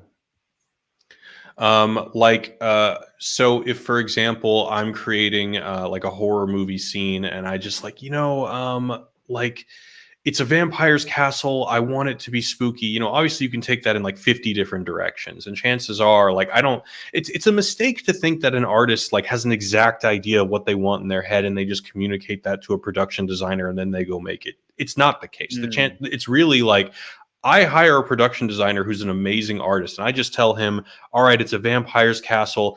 And the production designer just runs with that, and he makes it something unique and awesome and like something you've never seen before, like a completely new twist on a vampire's castle. That's what I mean. So like even what I'm saying is that like even a production designer can be prompting. You know what I'm saying? Like Okay. prompting is going to become an art for all disciplines potentially. If it's going to be good, like again, there's going to be like an arms race of who's best at utilizing this AI, and chances are like a single writer in a room is not going to be as good at prompting all of the pieces for production than a team of experts in a room, each who's prompting the different area of their craft. So I don't think that everyone's going to be automated away. Okay. Well, that's also a slightly optimistic way of looking at it. Mr. Wondrous says art is knowledge. That's a little profound. I like that. I mean, because it's kind of like just a recipe. Like art often is a recipe that we just come up with, like throwing random knowledge at each other, mixing knowledge together, seeing what. I mean, oftentimes when we are experimenting, it's just crap. What comes out is crap. But that one time where it comes out and like, oh yeah, this resonates, I think it makes up for it. And I just feel the current environment rewards safety. You're much safer to stick with the franchise because people already recognize it. Again, I keep bringing up nostalgia, but like, I mean, somebody also commented there's never been a better time to release independent media. It's easier. Things are cheaper now to record than ever before. There's anybody can upload their art for everybody to see on so many different platforms. But I think that kind of misses the point of like, it's not so much about is the art good? Is the art good to the right people, the people who have all the money to market it? I mean, that's really what it is. I think that the gatekeepers are the ones who, like a great example. I released a bunch of songs about 13 years ago. They did not get played by anybody until my YouTube channel was successful. The same exact songs, but because they were marketed because of algorithms, because of my success on YouTube, all of a sudden people like them. Why didn't they like them back in 2010 when they first came out, or 2009? That's because they were not marketed the information. Like how much great art is out there that we will never be able to consume because it's not marketed to us. That's what I think about. The one thing is that like in terms of things being cheaper, the one thing that's not cheaper and the one thing that's always been why movies are expensive is the people. People are still expensive, and it takes a lot of people. I mean, you stay for movies, that credits list is long. And AI will make that list a lot shorter. Yes. Yeah. Okay. Definitely. Yeah. We're positive then. Yeah, we're still positive. Okay. Yeah. All right. My last question. And this is so you mentioned, I felt like when you were talking about The Rock and how he didn't decide to endorse someone, it seemed like you were disappointed. So my question is, like, do you think that celebrities ought to endorse political figures either now, always, in the age of social media, whenever? Do you think that there are unintended maybe consequences to that? I think I go back and forth on this because I have never endorsed a candidate on my own channel. People think I should. Hmm. Although they know my political views. I've done political tests and live streams before. If you watch my videos, you know my biases based on just how I frame things and yada yada. But yeah, like I think I go back and forth because on one side I can see that yeah, you want to endorse someone because this is important. You want, if you care about the future of the country, then if you have a platform, if you have an audience, if you have any kind of influence, it's your responsibility almost to endorse someone, because the fact of the matter is that a lot of people that you influence, you're going to sway they're going to make up their, and that's why a lot of people get really mad at me when they find out that they don't agree with me on political ideas, or if they know that I'm not going to vote for Trump. Like they know that I don't like Trump, for example. They get Hmm. so mad at me because they know that like when I say anything negative about Trump and they're a fan of Trump, that I might sway people. Um, and so I think the other side of me is like I don't want to disillusion my viewers. This is a little bit of audience capture too, if we want to be perfectly honest. But you don't want to, like, you're dependent on them supporting you. But also, you you, you I know this sounds a little cheesy, but you really don't want to hurt people's feelings. I'm not like trying to make anybody upset online. I really don't want to make anybody mad at me. And I also like I've gotten death threats before. Mm. And I like I could put family members in harm's way for just sharing an opinion I have online. So I'm cognizant of that, and so I try to find a balance. But if you're just a celebrity and you're like weighing this decision, like should I? Because I know a lot of celebrities, especially actors, who are, you know, people just assume they know nothing about politics because they're actors. When a lot of them know a lot about politics, they really do. Um, but if they're still like, I don't know, was this going to ruin my career? Or maybe it will help my career, because for some of them, it clearly helps their career. Kid Rock, it's helped you out quite a bit, hasn't it? Yeah, Oh it has. yeah. So if you're weighing this decision, all I have to say is you just have to consider many different things. Everything I just explained, you have to consider it all, because I get both sides of it. I really do. I'm not going to tell anyone what to do in terms of this, but that's the balance. Like people, I've decided that as long as people know where I stand on political issues, and I'm transparent completely on that end, I'm just going to avoid endorsing candidates, because maybe that's a good balance. People kind of know who I'm going to vote for based on where I stand generally. Um, and at the same time, I'm not going to completely like make everybody mad that doesn't agree with me on candidates. What's your thoughts on this? Well, since we're running over time, I actually just came up with another question that I really want to ask you. Can I ask you one more question? Go ahead. Yeah. Okay.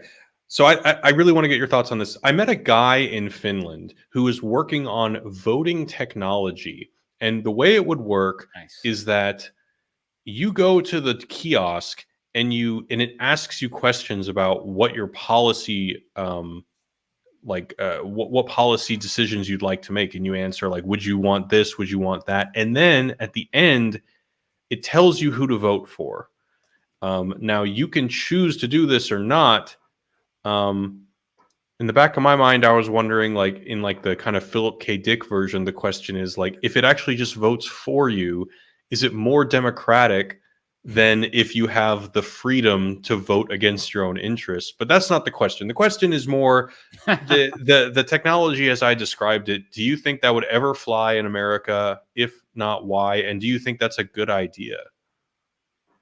It might be actually like it would make us less divided, I think. That reminds me of this website called I Side With, which I always promote, because that's exactly what you do on there. You go through different quizzes, and it just talks about issues. So, for example, you see here abortion, gay marriage, gun control, LGBT adoption rights, inflation, blah, blah, blah. And then afterward, then it says, oh, here's the candidates who most align with you. But yeah, if we don't even know that to begin with, like the only question I have is like it could lead to shenanigans, like, you know, things could get warped. Yeah. Right. I should add one thing. This is mandatory. Like, you have to answer these questions, assuming it didn't lead to like churn where people just like, I don't want to do this and don't vote. Do you think that making people go through this process to make sure that they understand that the person that they're voting for is in line with their interests, is this a good thing or a bad thing? Honestly, it's less democratic. It's more like a republic. What we are, like, we're a democratic republic here in the United States, which means republic means the law rules above all else. So we are the law is above people. And so when we're talking about democracy, we realize that democracy is the least bad form of government, as Benjamin Franklin famously said. People cannot be trusted. People are power hungry. People are mean, backstabbing. So when it comes down to it, we should limit the power of people, and the Constitution is above all else. And so when the Constitution is there to do two things: protect rights, but also protect rights and protect liberties. So protect us from the government, but also protect us from each other. And so if we could get to a point where artificial intelligence was actually good enough where like that could take the place of the Constitution, really, theoretically, because if this would have to be foolproof. But what you could do is it would still be, you could have the democratic side of it where people give their input. You know, this is where I stand on these issues. And then the AI would have to respond accordingly based on how everyone's feeling. And then if they need to make some tweaks to the law, then so be it. But honestly, I think one of the biggest problems with government is the fact that humans make it up. I mean, so, and I know maybe that sounds really bad, but that's why I always tell people that we're a democratic republic for that reason, because we can't trust ourselves.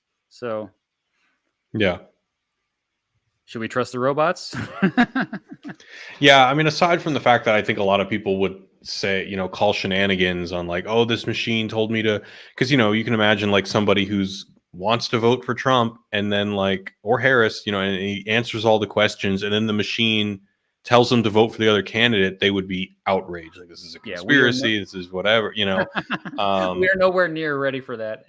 But I was actually having an argument with my friend who's a professor here in Finland, and he said that he believes that it's more democratic if, assuming that the machine is, you know, on the up and up and not that it's corrupted. More democratic. Yeah, if it's not corrupt, if the machine votes for you. And my interpretation of freedom is it's only freedom if you have the freedom to be stupid and to, you know, and to vote against your interests.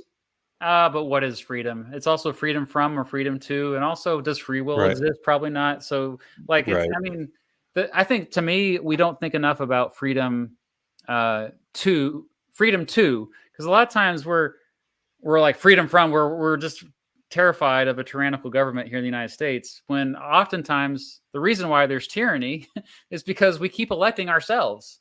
Like, maybe the human is the part that's the problem. Yeah. So. Well, that's I mean, I don't want to keep on going because we'll be here all night, but like the freedom from is something that's like much more pronounced in these like Nordic systems. Absolutely. Yeah. Yeah. Yeah. All right. On that note, since it's been, holy crap, 3.5 hours. 3.5 hours. Great talk. Hey, everyone. Yeah, absolutely. Thanks for listening this whole time. If you've been here the whole time, we see you. We appreciate you. And, if you haven't already, check out Jared's channel. I put it in the description of this video. And I want to thank you, Jared, for taking the time to come on here. Yes, it's been very enjoyable. It was a pleasure. Me too. All right. And we'll have to stay in touch. Absolutely. All right, everyone. Thanks for watching, and we'll see you next time.